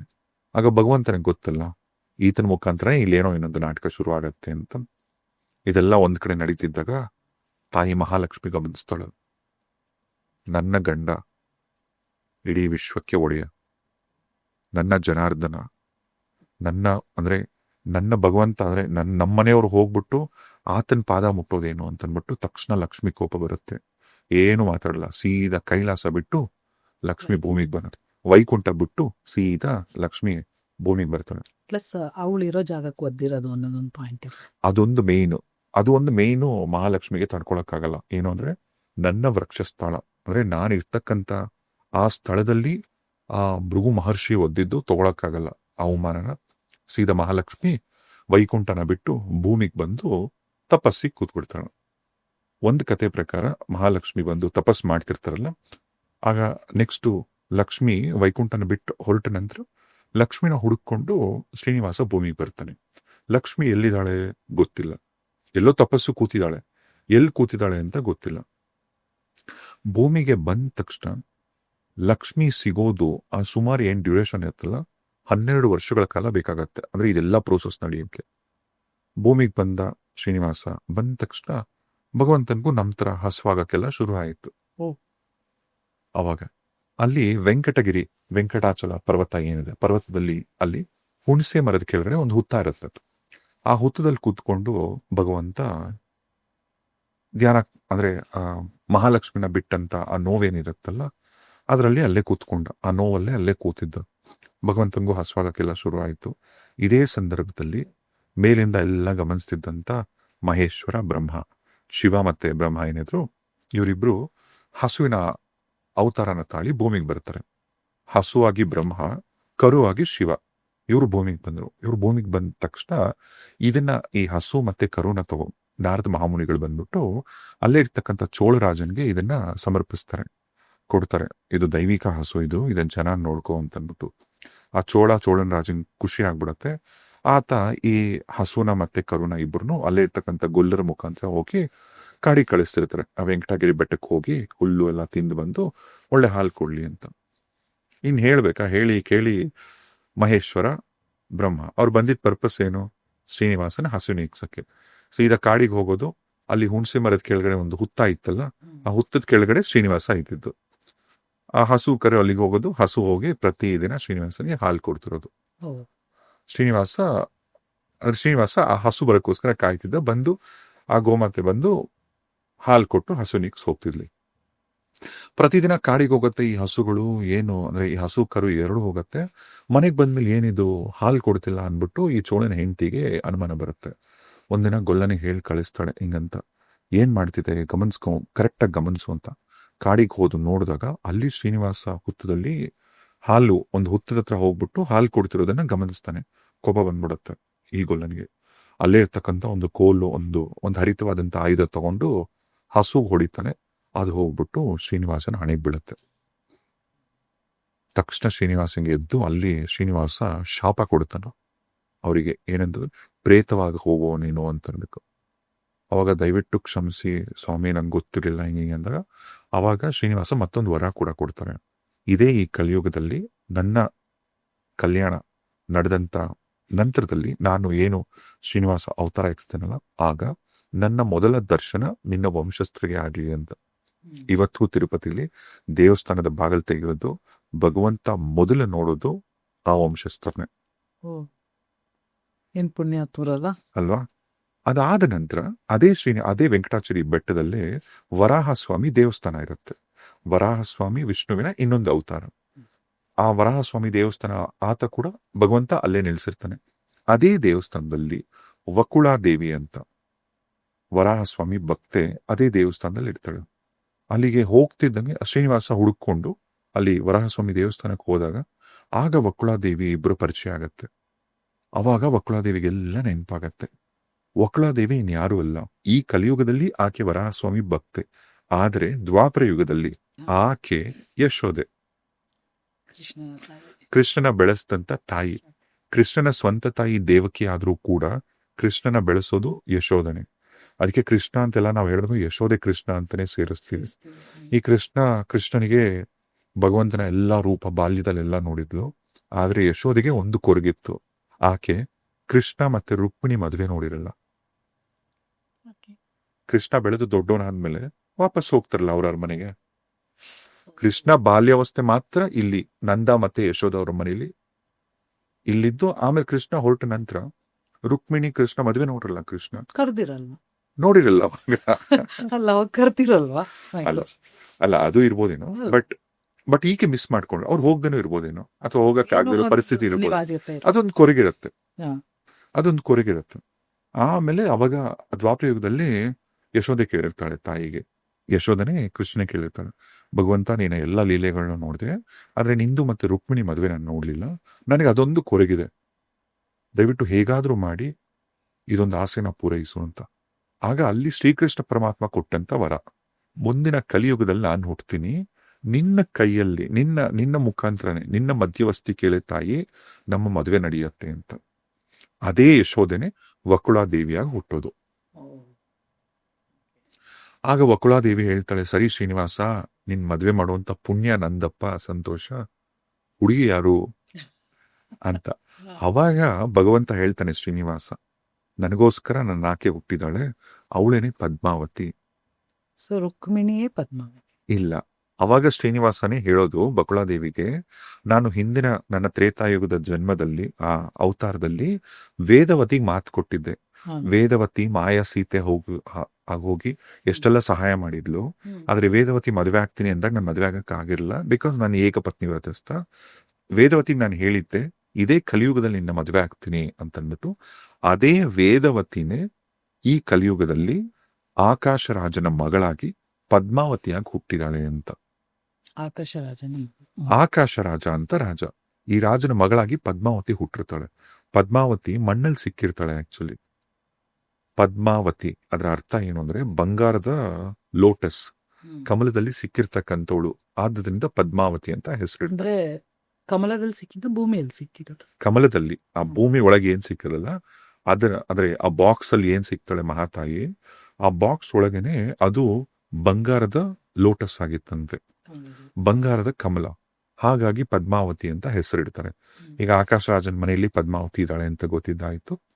ಪದ್ಮಾವತಿ ಕೂಡ ಶ್ರೀನಿವಾಸನ ಬಗ್ಗೆ ಚಿಂತೆ ಮಾಡಕ್ಕೆ ಶುರು ಮಾಡಿದ್ಲಂತೆ. ಅದ್ ಹೇಗೆ ಅಂದ್ರೆ, ಈಗ ನಮ್ಮ ನಾರದ ಮುಖಾಂತರ ನಾರದ್ರು ಹೇಳಿದ್ರು, ತಾಯಿ ಈ ಜನ್ಮದಲ್ಲಿ ನೀವು ಮದುವೆ ಆಗ್ಬೇಕಾಗಿರೋದು ಶ್ರೀನಿವಾಸನ್ನ, ಈಗ ಶ್ರೀನಿವಾಸ ಕೂಡ ಆಲ್ರೆಡಿ ಹುಟ್ಟಿದ್ದಾಗಿದೆ ಅಂತ. ಆಮೇಲೆ ಶ್ರೀನಿವಾಸ ಅಂದ್ರೆ ಪದ್ಮಾವತಿ ಮನಸ್ಸಲ್ಲಿ ಶ್ರೀನಿವಾಸ ಇರೋದು ಕನ್ಫರ್ಮ್ ಆಯ್ತು. ಇದು ವಕುಳಾದೇವಿಗೆ ಗೊತ್ತಾಗತ್ತೆ ಎಗೇನ್ ಮತ್ತೆ ನಾರದ್ರ ಮುಖಾಂತರ. ಆಗ ವಕುಳಾದೇವಿಗೆ ಹೇಳ್ತಾರೆ, ಹೇಗಾದ್ರೂ ಮಾಡಿ ಆಕಾಶ ರಾಜನ ಹತ್ರ ಹೋಗಿ ಮದುವೆಗೆ ಒಪ್ಸಮ್ಮ ಅಂತಂದ್ಬಿಟ್ಟು. ಫಸ್ಟ್ ಮದುವೆಗೆ ಹೋಗ್ತಾರೆ. ಹೋದ ತಕ್ಷಣ ಒಪ್ಕೊಳ್ಳಲ್ಲ, ಹಂಗೆ ಹಿಂಗೆ ನಡೆಯತ್ತೆ. ಕೊನೆಗೆ ಫೈನಲ್ಲಿ ಮದುವೆ ಅಂತೆಲ್ಲ ಫಿಕ್ಸ್ ಆಗತ್ತೆ. ವಕುಳಾದೇವಿ ಸಮ್ಮುಖದಲ್ಲೇ ಶ್ರೀನಿವಾಸನ್ಗೂ ಮದುವೆ ಮತ್ತು ಪದ್ಮಾವತಿಗೂ ಮದುವೆ ಅಂತೆಲ್ಲ ನಿಶ್ಚಯ ಆಗತ್ತೆ. ಇನ್ನು ಮದುವೆ ಅಂದ್ರೆ ಹೇಳಿ ಕೇಳಿ, ಈಗ ಇವಾಗೇನ್ ಮದುವೆಗಳ ತರನೇ. ಅವಾಗ ಸಿಕ್ಕಾಪಟ್ಟೆ ಅದು ರಾಜ. ಶ್ರೀನಿವಾಸ ಸ್ವಾಮಿಗೆ ಫ್ಯಾಮಿಲಿ ಇಲ್ಲ. ಒಬ್ಬರೇ ಬಂದಿರೋ. ಒಬ್ಬರೇ ಬಂದಿರೋದು ಶ್ರೀನಿವಾಸನ ತಾಯಿಯಾಗಿ ಒಕ್ಕಳಾದೇವಿ ಸಿಕ್ಕದಲ್ಲ, ಹಾ. ಈಕೆನೆ ತಾಯಿ ಅಂತಾನೆ. ಸರಿ, ಮದುವೆ ಆಗ್ಬೇಕು ಅಂತೆಲ್ಲ ಡಿಸೈಡ್ ಮಾಡಿದ್ರು. ಮದುವೆ ಆಗ್ಬೇಕಂದ್ರೆ ಅದು ದೊಡ್ಡ ಸಂಭ್ರಮ, ದೊಡ್ಡ ಆಚರಣೆ. ರಾಜನ್ ಮಗಳೇ ಆಗಿರ್ಬೋದು, ಆಕಾಶ ರಾಜನ್ ಮಗಳೇ ತಾಯಿ ಪದ್ಮಾವತಿ ಆಗಿರ್ಬೋದು. ಆದ್ರೆ ಶ್ರೀನಿವಾಸ ಕೂಡ ಮದುವೆನ ಗ್ರ್ಯಾಂಡ್ ಆಗಿ ಸೆಲೆಬ್ರೇಟ್ ಮಾಡಬೇಕು. ಇಂಥ ಸಮಯದಲ್ಲಿ ಏನ್ ಬೇಕು? ಹಣ ಬೇಕು. ಹಣ ಕೊಡೋರು ಯಾರು? ಕುಬೇರ. ಸಾಲ ತಗೊಬೇಕು. ಆಗ ಶ್ರೀನಿವಾಸ ಕಲ್ಯಾಣಕ್ಕೆ ಮದುವೆಗೋಸ್ಕರ ಶ್ರೀನಿವಾಸ ಕುಬೇರನಂತರ ಹಣನ ಪಡೀತಾರೆ. ಸಾಲ ತಗೊಂತಾರೆ. ಸಾಲ ಎಷ್ಟು? 14 ಲಕ್ಷ ರಾಮಮುದ್ರೆ. ರಾಮಮುದ್ರೆ ಅಂದ್ರೆ ಈಗ ಕಾಯಿನ್ಸ್, ಈಗ ನಮ್ಮಲ್ಲಿ ಏನೀಗ ನಾವು ಕರೆನ್ಸಿ ಏನು 2,000 ನೋಟು, 500 ರೂಪಾಯಿ ನೋಟು ಅಂತೆಲ್ಲ ಏನ್ ಮಾತಾಡ್ತೀವಲ್ಲ, ಅದೇ ತರ ಒಂದು ರಾಮಮುದ್ರೆಗೂ ಕೂಡ ತನ್ನದೇ ಆದಂತ ಒಂದು ವ್ಯಾಲ್ಯೂ ಇತ್ತು ಅವಾಗ. ಅಂತದ್ದು 14 ಲಕ್ಷ ರಾಮಮುದ್ರೆ. ಅದ್ದೂರಿ ಮದುವೆ ಇರ್ಬೋದು. 14 ಲಕ್ಷ ರಾಮಮುದ್ರೆ. ಆಯ್ತಾ? ಇದನ್ನ ಕುಬೇರ ಕೊಡಕ್ಕೇನೋ ರೆಡಿ ಆಗ್ತಾನೆ. ಆದ್ರೆ ಕುಬೇರಂದು ಒಂದು ಕಂಡೀಷನ್, ಈಗ ನೀವು ಸಾಲ ಕೊಡ್ಬೇಕಂದ್ರೆ ಏನ್ ಮಾಡ್ತೀರಾ? ಏನಾದ್ರೂ ಗ್ಯಾರಂಟಿ ತಗೊಬೇಕಲ್ಲ. ಅಲ್ಲ, ಅದೇ ತರದ್ ಒಂದು ಬಾಂಡ್ ಬೇಕು. ಆಯ್ತು, ಕುಬೇರನು ನಂಗೊಂದು ಬಾಂಡ್ ಬೇಕು ಅಂತ ಹೇಳ್ದ ಭಗವಂತನ ಹತ್ರನೇ. ಸರಿ ಆಯ್ತು, ಸಾಲ ತಗೊಂಡವ್ರು ಯಾರು? ಶ್ರೀನಿವಾಸ. ಆ ಬಾಂಡ್ ಒಳಗೆ ಏನಿದೆ ಅಂತ ಒಂದು ಬಾಂಡ್ ರೆಡಿ ಆಗತ್ತೆ. ಸಾಲ ತೆಗೆದುಕೊಂಡವರು ಶ್ರೀನಿವಾಸ, ಸಾಲ ಕೊಡುವವರು ಕುಬೇರ. ಆಯ್ತಾ? ಮತ್ತೆ ಯಾರಾದ್ರೂ ಗೆಸ್ಟೆಡ್ ಆಫೀಸರ್ಗಳು ಸೈನ್ ಬೇಕಲ್ಲ, ಸಾಕ್ಷಿ ಬೇಕಲ್ಲ. ಸಾಕ್ಷಿ ಯಾರು? ಬ್ರಹ್ಮ ಮತ್ತೆ ಮಹೇಶ್ವರ. ಇದೊಂದು ಬಾಂಡ್ ರೆಡಿ ಆಗತ್ತೆ. ಆಯ್ತಾ? ಈ ಬಾಂಡ್ ಅಲ್ಲಿ ಇದ್ದಂತ ಏನ್ ಕಂಡೀಷನ್ಸ್, ಇನ್ನೊಂದು ಕಂಡೀಷನ್ ಏನು ಅಂದ್ರೆ, ಈಗ ಏನು 14 ಲಕ್ಷ ರಾಮಮುದ್ರೆ ಇದನ್ನ ಸಾಲವಾಗಿ ಪಡೀತಾರಲ್ಲ, ಇದನ್ನ 1,000 ವರ್ಷಗಳ ಕಾಲ ಬಡ್ಡಿ ಸಮೇತ ತೀರಿಸ್ತಾ ಹೋಗ್ಬೇಕು. ಇಲ್ಲ, ಬಡ್ಡಿ ಅದು ತೀರೋದೇ ಇಲ್ಲ, ಅಷ್ಟು ಬಡ್ಡಿ. ಆಯ್ತಾ? ಬಡ್ಡಿ ಬಡ್ಡಿ ಬಡ್ಡಿ ಬಡ್ಡಿ ಬಡ್ಡಿ. ಅದು ಹೇಗ್ ತೀರೋದು ಅಂದ್ರೆ, ಅಲ್ಲೂ ಕೂಡ ಭಗವಂತ ಶ್ರೀನಿವಾಸ ಹೇಳ್ತಾನೆ, ಕಲಿಯುಗದಲ್ಲಿ ನಾನು ಅವತಾರ ತಾಳಿದಾಗ ನನ್ನ ನೋಡ್ತಕ್ಕಂಥ ಭಕ್ತಾದಿಗಳು ಏನು ನನಗೆ ಅಂತ ಸಮರ್ಪಿಸ್ತಾರಲ್ಲ, ಆ ಹುಂಡಿ ದುಡ್ಡು ಅದೆಲ್ಲ ನಿಂದು ಅಂತ. ಸೊ ಅದಕ್ಕೆ ತಿರುಪತಿ ಹುಂಡಿ ಯಾವತ್ತೂ ಹಾಕಿದ್ದೆಲ್ಲ ಕುಬೇರನ್ ಸಾಲ ತೀರ್ತಿದೆ ಅಂತ ಅದರ ಅರ್ಥ. ಪದ್ಮಾವತಿಗೂ ಮತ್ತೆ ಶ್ರೀನಿವಾಸನ್ಗೂ ಇಬ್ರಿಗೂ ಮದುವೆ ಆಯ್ತು. ಮದುವೆ ಆದ ನಂತರ ಅವರು ಬೆಟ್ಟದ ಮೇಲೆ ವೆಂಕಟಗಿರಿಲಿ ಗಂಡ ಹೆಂಡತಿ ಹೋಗಿ ಇಬ್ರು ಆರಾಮಾಗಿ ಸೆಟ್ಲ್ ಆಗ್ಬೇಕು ಅಂತ ಪ್ಲಾನ್ ಮಾಡ್ತಾರೆ. ಇನ್ನೇನು ಬೆಟ್ಟ ಹತ್ತಕ್ಕೆ ಶುರು ಮಾಡ್ತಾರೆ ಶ್ರೀನಿವಾಸ ಮತ್ತೆ ತಾಯಿ ಪದ್ಮಾವತಿ. ಅಲ್ಲಿ ಅಗಸ್ತ್ಯ ಮಹಾಮುನಿಗಳ ಆಶ್ರಮ ಇರುತ್ತೆ. ಅಗಸ್ತ್ಯ ಮಹಾಮುನಿಗಳು ಬರ್ತಾರೆ, ಬಂದು ಕೇಳ್ತಾರೆ, ಮದುವೆ ಆಗಿದೆ, ಈ ಮದುವೆ ಆಗಿದ ಹೊಸ್ತರಲ್ಲಿ ನೀವು ಬೆಟ್ಟ ಹತ್ತಂಗಿಲ್ಲ, ಅಟ್ಲೀಸ್ಟ್ ಒಂದ್ ಸ್ವಲ್ಪ ದಿನ ಬನ್ನಿ, ಇಲ್ಲ ನನ್ನ ಆಶ್ರಮದಲ್ಲೇ ಇದ್ದು ಹೋಗ್ಬೋದಲ್ವಾ ನೀವು ಅಂತಂದ್ಬಿಟ್ಟು. ಎಷ್ಟು ದಿನಗಳ ಕಾಲ? ನೀವೊಂದು 6 ತಿಂಗಳಾದ್ರೂ ಇರಬೇಕು ಅಂತ ಹೇಳ್ತಾರೆ. ಸರಿ ಆಯ್ತು. ಇನ್ನ ಭಗವಂತ ಯಾರು ಏನ್ ಕೇಳಿದ್ರು ಇಲ್ಲ ಅಂತ ಅನ್ನಲ್ಲ. ಇನ್ನ ಹೇಳಿ ಕೇಳಿ ಅಗಸ್ತ್ಯ ಮಹಾಮುನಿಗಳು ಅವ್ರ ಮಾತಿ ಇಲ್ಲ ಅನ್ನಕ್ಕಾಗತ್ತ. ಆಶ್ರಮಕ್ಕೆ ಬಂದ್ರು ಶ್ರೀನಿವಾಸ ಮತ್ತೆ ಮಹಾಲಕ್ಷ್ಮಿ ಇಬ್ರು. ಬಂದಾಗ ಅದ್ ಹೇಳಿ ಕೇಳಿ ಆಶ್ರಮ, ಹೊಸದಾಗಿ ಮದ್ವೆ ಆಗಿದೆ ಇವ್ರಿಗೆ, ಹೆಂಗಿರಕ್ಕಾಗತ್ತೆ? ಅವಾಗ ತಾಯಿ ಪದ್ಮಾವತಿ ಮತ್ತೆ ಶ್ರೀನಿವಾಸ ಅಲ್ಲೇ ಆಶ್ರಮದಿಂದನೇ ಒಂದ್ ಸ್ವಲ್ಪ ದೂರದಲ್ಲಿ ಗಂಡ ಹೆಂಡತಿ ಇಬ್ರು ಇರ್ತಾರೆ. ಒಂದು 6 ತಿಂಗಳು ಅಲ್ಲೇ ಸಂಸಾರ ಮಾಡಿದ್ರು. ಅದ ಆದ ನಂತರ ಅವರು ಅಲ್ಲಿಂದ ಮತ್ತೆ ಬೆಟ್ಟ ಹತ್ತಿ ಅಂದ್ರೆ ವೈಕುಂಠ ಗಿರಿಗೆ ಹೊರಡ್ತಾರೆ. ಅಲ್ಲಿಂದ ಅವರಲ್ಲಿ ಕೆಳಗಡೆ ಅಗಸ್ತ್ಯ ಮುನಿಗಳ ಆಶ್ರಮದ ಹತ್ರ ಏನು ಜಾಗ ಇತ್ತಲ್ಲ, ಅಲ್ಲಿ ಪದ್ಮಾವತಿ ಮತ್ತೆ ಶ್ರೀನಿವಾಸರು ಅವರು ಜಾಗ ಕಳೆದ ಅದನ್ನೇ ಶ್ರೀನಿವಾಸ ಮಂಗಾಪುರಂ ಅಂತ ಇವತ್ತು ದೇವಸ್ಥಾನ ಕಟ್ಟಿ ಏನ್ ಜಾಗ ಇದೆಲ್ಲ ಅದೇ ಶ್ರೀನಿವಾಸ ಮಂಗಾಪುರಂ ಅಂತ ಏನ್ ಕರೀತಾರಲ್ಲ. ಆಗ ಅಲ್ಲಿಂದ ಭಗವಂತ ಹೊರಡೋ ಮುಂಚೆ ಕೂಡ ಹೇಳ್ತಾನೆ, ಬೆಟ್ಟ ಹತ್ತಿ ಯಾರು ನನ್ನ ಈಗ ವಯಸ್ಸಾದವರು ಅಂತರು, ಕೆಲವು ವೃದ್ಧರು ಬೆಟ್ಟ ಹತ್ತಿ ನನ್ನ ದರ್ಶನ ಮಾಡಕ್ ಆಗದೆ ಇದ್ದಂತರು ಇಲ್ಲಿ ನನ್ನ ದರ್ಶನ ಮಾಡಿದ್ರು ಕೂಡ ಅಷ್ಟೇ ಫಲ ಸಿಗತ್ತೆ ಅಂತ ಶ್ರೀನಿವಾಸ ಹೇಳಿ ಅಲ್ಲಿಂದ ಹೊರಡ್ತಾನೆ. ಸರಿ ಆಯ್ತು. ಇಲ್ಲಿಗೆ 6 ತಿಂಗಳಲ್ಲಿ ಮುಗಿಸ್ಕೊಂಡು ವೆಂಕಟಗಿರಿಗೆ ಬೆಟ್ಟದ ಮೇಲಕ್ಕೆ ಶ್ರೀನಿವಾಸ ಮತ್ತೆ ತಾಯಿ ಪದ್ಮಾವತಿ ಹೊರಟ್ರ ಮೇಲೆ ಅಲ್ಲಿ ಆರಾಮಾಗಿ ಸಂಸಾರ ಮಾಡ್ಕೊಂಡು ಆರಾಮಾಗಿರೋಣ ಅಂತ. ಆಯ್ತಾ?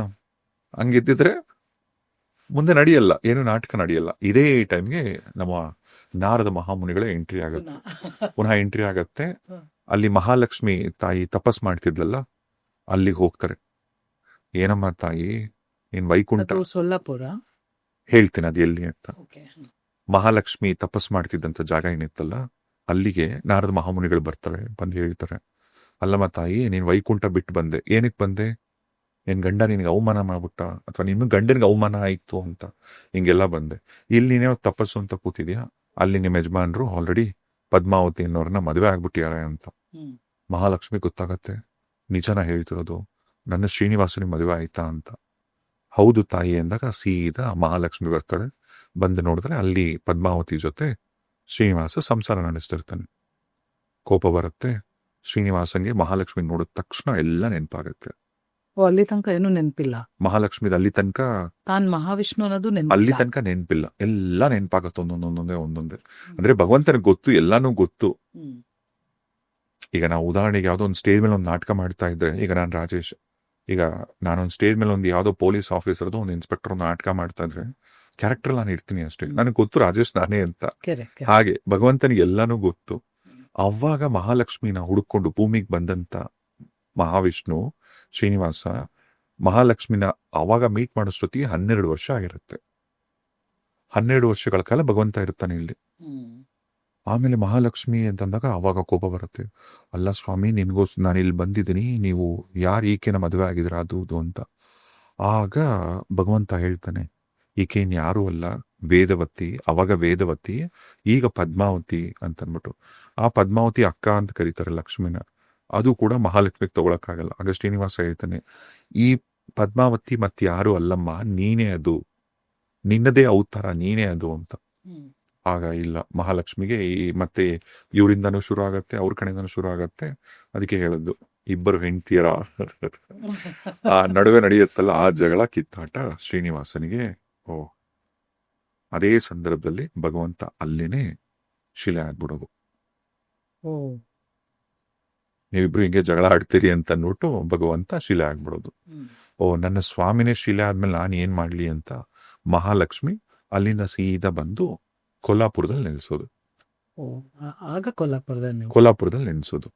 ಆಮೇಲೆ ಪದ್ಮಾವತಿ ತಾಯಿ ಕೂಡ ಅಲ್ಲಿಂದ ಎಗೇನ್ ಮಹಾಲಕ್ಷ್ಮಿ ಶಿಲೆ ಆಗಿದ್ದಾಯ್ತು, ಶ್ರೀನಿವಾಸ ಕಲ್ಲಾಗಿದ್ದಾಯ್ತು, ನಾನೇನ್ ಮಾಡ್ಲಿ ಅಂತ ಆಕೆ ಕೂಡ ಕೆಳಗ್ ಬಂದು ಮಂಗಾಪುರದಲ್ಲಿ ಆಕೆನೂ ಪದ್ಮಾವತಿನೂ ಶಿಲೆ ಆಗ್ಬಿಡ್ತಾರೆ. ಆಯ್ತಾ. ಈ ಕೊಲ್ಲಾಪುರದಲ್ಲಿ ಮಹಾಲಕ್ಷ್ಮಿ ಏನ್ ನೆಲೆಸಿದ್ಲಲ್ಲ, ಇದು ಒಂದು ಇದ್ರ ಪ್ರಕಾರ ಮಹಾಲಕ್ಷ್ಮಿ ಅಂತ ಹೇಳ್ತಾರೆ. ಆದ್ರೆ ಈ ದಶಮಹಾವಿದ್ಯೆಗಳೆಲ್ಲ ಈಗ ಸತೀ ದೇವಿ, ಪರಮಾತ್ಮ ಮಹಾಶಿವ ಏನೇನಲ್ಲ, ಮಹಾಶಿವನ ಪ್ರೀತಿಸಿದಂತ ಮಹಾಸತಿ ಇದ್ಲು.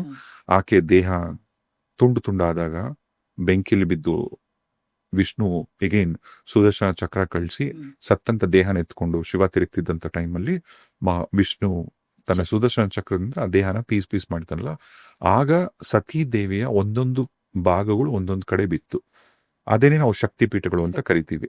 ಕೂದಲು ಬಿದ್ದಂತ ಜಾಗ ನಮ್ಮ ಮೈಸೂರು, ಮತ್ತೆ ಈಗ ಯೋನಿ ಬಿದ್ದಂತ ಸ್ಥಳ ಕಾಮಾಖ್ಯ, ಹಾಗೆ ಒಂದೊಂದೊಂದೊಂದು ಸ್ಥಳ. ಹಾಗೆ ಕಣ್ಣು ಬಿದ್ದಿದ್ದು ಕೊಲ್ಲಾಪುರ ಅಂತ ಕೂಡ ಅದು ಇನ್ನೊಂದು ವರ್ಜನ್ ಆಫ್ ಕತೆ ಹೇಳ್ತಾರೆ. ಸೊ ಈಗ ನಾವ್ ಇಲ್ಲಿಗೆ ವಾಪಸ್ ಬರೋಣ. ಇಲ್ಲಿ ಭಗವಂತ ಅಲ್ಲಿ ಅವತ್ತಿಂದ ಶುರು ಆಗಿದ್ದು, ಅಂದ್ರೆ ಅಲ್ಲಿ ಅವತ್ತು ಶ್ರೀನಿವಾಸ ನೆಲೆ ಆಗಿತ್ತು. ಆಮೇಲೆ ಭಗವಂತನಿಗೆ ಗುಡಿ ನಿರ್ಮಾಣ ಆಗತ್ತೆ. ಸಾಕಷ್ಟು ಸಂಸ್ಥಾನಗಳು ಬಂದು, ಚೋಳರು, ಪಲ್ಲವರು, ನಮ್ಮ ವಿಜಯನಗರದ ಸಾಮ್ರಾಜ್ಯದ ಕೃಷ್ಣದೇವರಾಯರು, ಹೀಗೆ ಸಾಕಷ್ಟು ಮನೆತನಗಳು ಬಂದು ದೇವಸ್ಥಾನನ ಇಂಪ್ರೂವ್ ಮಾಡ್ತಾರೆ. ಇನ್ನು ಡಿಟೈಲ್ ಆಗಿ ಹೋಗೋಕ್ಕಿಂತ ನಾನಂದ್ರೆ ದೇವಸ್ಥಾನ ಹೀಗೆ ಇಂಪ್ರೂವ್ ಆಗುತ್ತೆ. ಇವತ್ತಿಗೂ ಅಷ್ಟೇ ನೀವು ಆ ತಿರುಪತಿ ದೇವಸ್ಥಾನದಲ್ಲಿ ಹೋಗಿ ನೋಡಿದ್ರೆ ನಿಮಗೆ ಅಲ್ಲಿನ ದೇವಸ್ಥಾನದ ಆರ್ಕಿಟೆಕ್ಚರ್ ಅಲ್ಲಿ ಕಲ್ಲು ಆ ಕೆತ್ತನೆಗಳಲ್ಲೆಲ್ಲ ನಿಮಗೆ ತಮಿಳ್ ಭಾಷೆ ಕಾಣಿಸುತ್ತೆ, ತೆಲುಗು ಭಾಷೆ ಕಾಣಿಸುತ್ತೆ, ಎಲ್ಲದಕ್ಕಿಂತ ಹೆಚ್ಚಾಗಿ ಕನ್ನಡ ಕೂಡ ಕಾಣಿಸುತ್ತೆ ಅಲ್ಲಿ.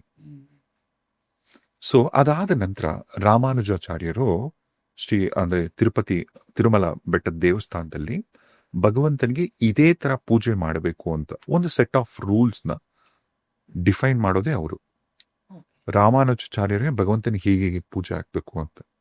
ಇದೇ ತರ ರಾಮಾನುಜಾಚಾರ್ಯರ ಒಬ್ರು ಶಿಷ್ಯ ಅನಂತ ಆಳ್ವ ಅಂತ, ಆತ ಭಗವಂತನಿಗೆ ಅಲ್ಲೇ ದೇವಸ್ಥಾನದ ಮುಂದೆನೆ ಒಂದು ಪುಷ್ಪವನ ಮಾಡಿರ್ತಾರೆ.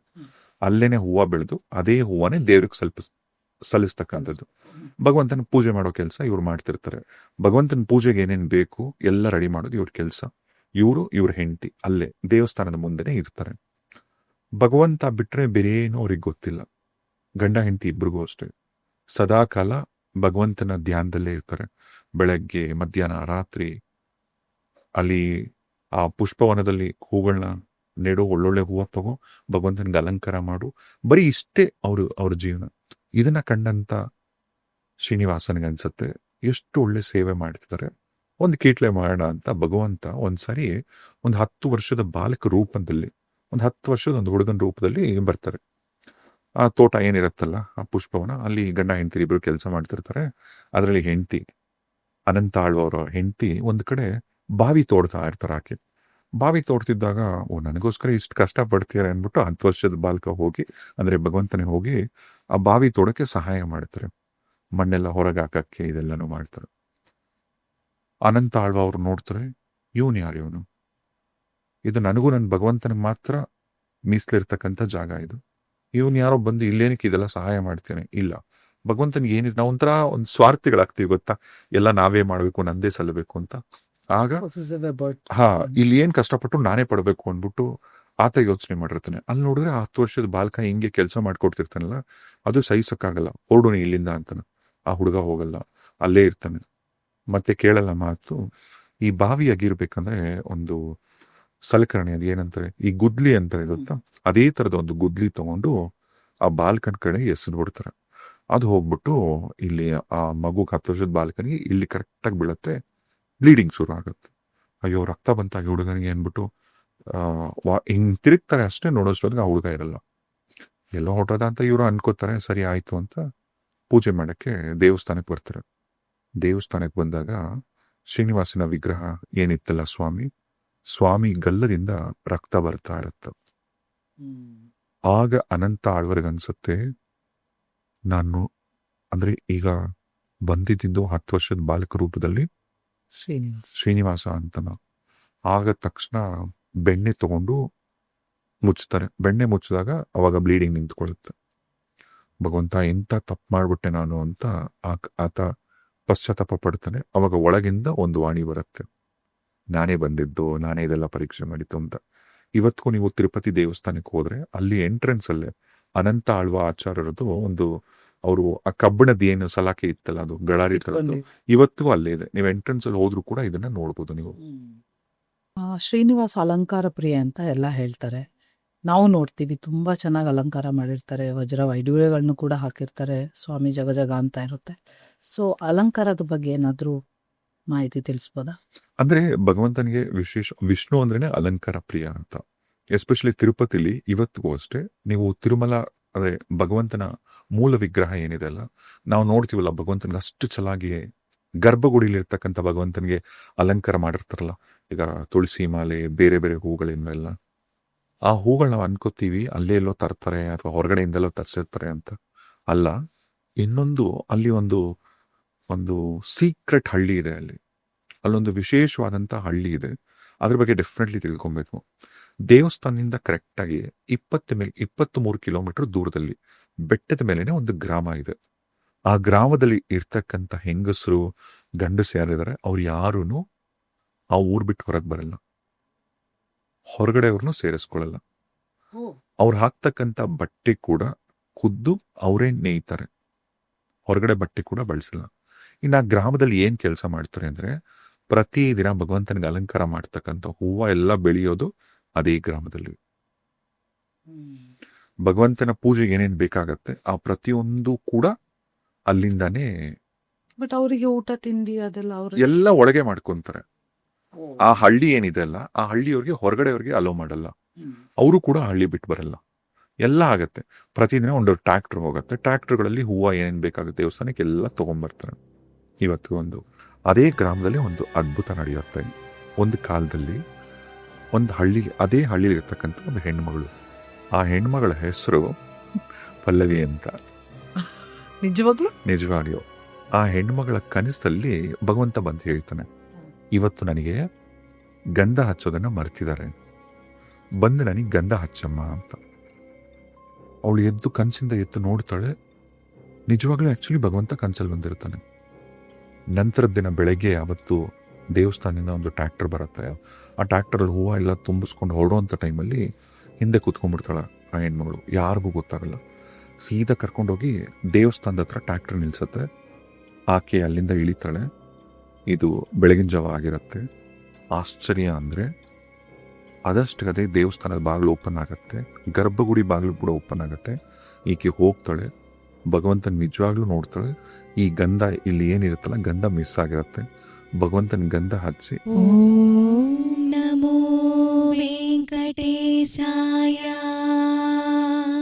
ವಾಪಸ್ ಬರ್ತಾಳೆ. ಡೋರ್ ಕ್ಲೋಸ್ ಆಗತ್ತೆ. ರಿಯಲ್ ಆಗಿ ನಡೆದಂಥ ಘಟನೆ. ಇದೇ ಘಟನೆ ಬಂದು ಹಳ್ಳಿಲಿರ್ತಕ್ಕಂಥ ಎಲ್ಲರಿಗೂ ಹಂಚ್ಕೋತಾಳೆ ಆಕೆ, ಹಿಂಗ್ ನಡೀತು ಅಂತ.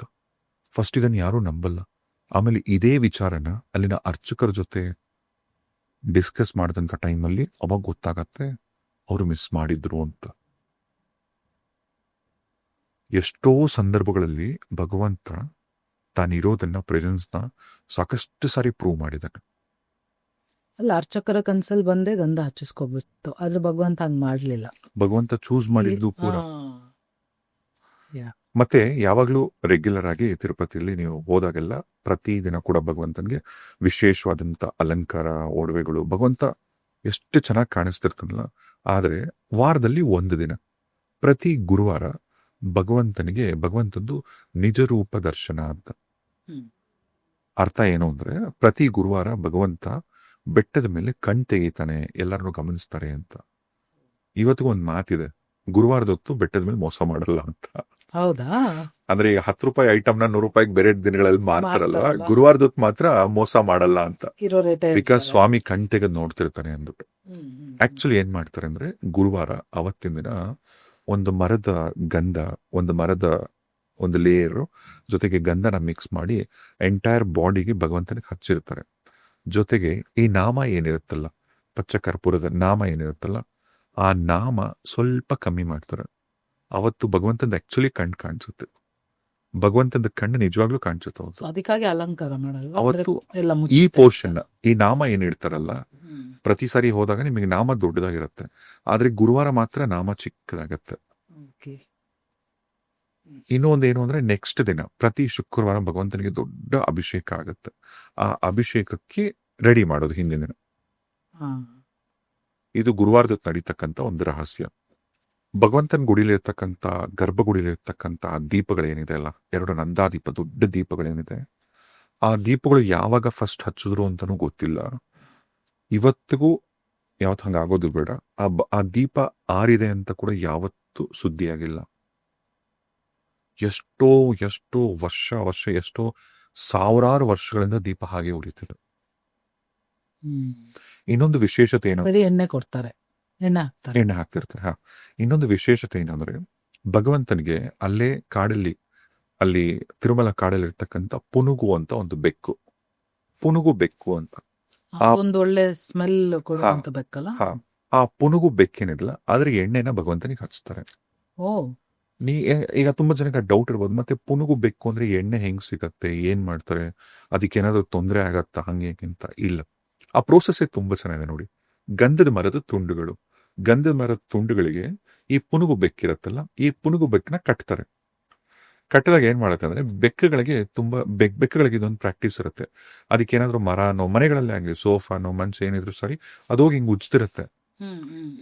ಇವಾಗ ಯಾವಾಗ ಈ ಗಂಧದ ಮರದ ತುಂಡಿನ ಜೊತೆಗೆ ಈ ಪುನುಗು ಬೆಕ್ಕನ್ನ ಕಟ್ಟಿದಾಗ, ಆ ಬೆಕ್ಕು ಹೋಗ್ಬಿಟ್ಟು ಮರಕ್ಕೆ ಉಜ್ಜುತ್ತಂತೆ. ಉಜ್ಜಿದಾಗ ಹೆಂಗಿದ್ರು ಗಂಧ ಆಲ್ರೆಡಿ ಸ್ಮೆಲ್ ಬರುತ್ತೆ. ಈ ಪುನುಗು ಬೆಕ್ಕೇನಿರುತ್ತಲ್ಲ, ಈ ಬೆಕ್ಕಲ್ಲೂ ಒಂಥರ ಸುವಾಸನೆ ಇರುತ್ತೆ. ಈ ಸುವಾಸನೆ ಅದಕ್ಕೆ ಮಿಕ್ಸ್ ಆಗತ್ತೆ. ಅಂದ್ರೆ ಅದಕ್ಕೂ ಮೈಯಲ್ಲಿ ಸುವಾಸನೆ, ಅದಕ್ಕೆ ಮೈಯಲ್ಲಿ ಸುವಾಸನೆ ಇರುತ್ತೆ. ಅದನ್ನ ಗಂಧದ ಜೊತೆ ಅದು ಮಿಕ್ಸ್ ಮಾಡಿರುತ್ತೆ.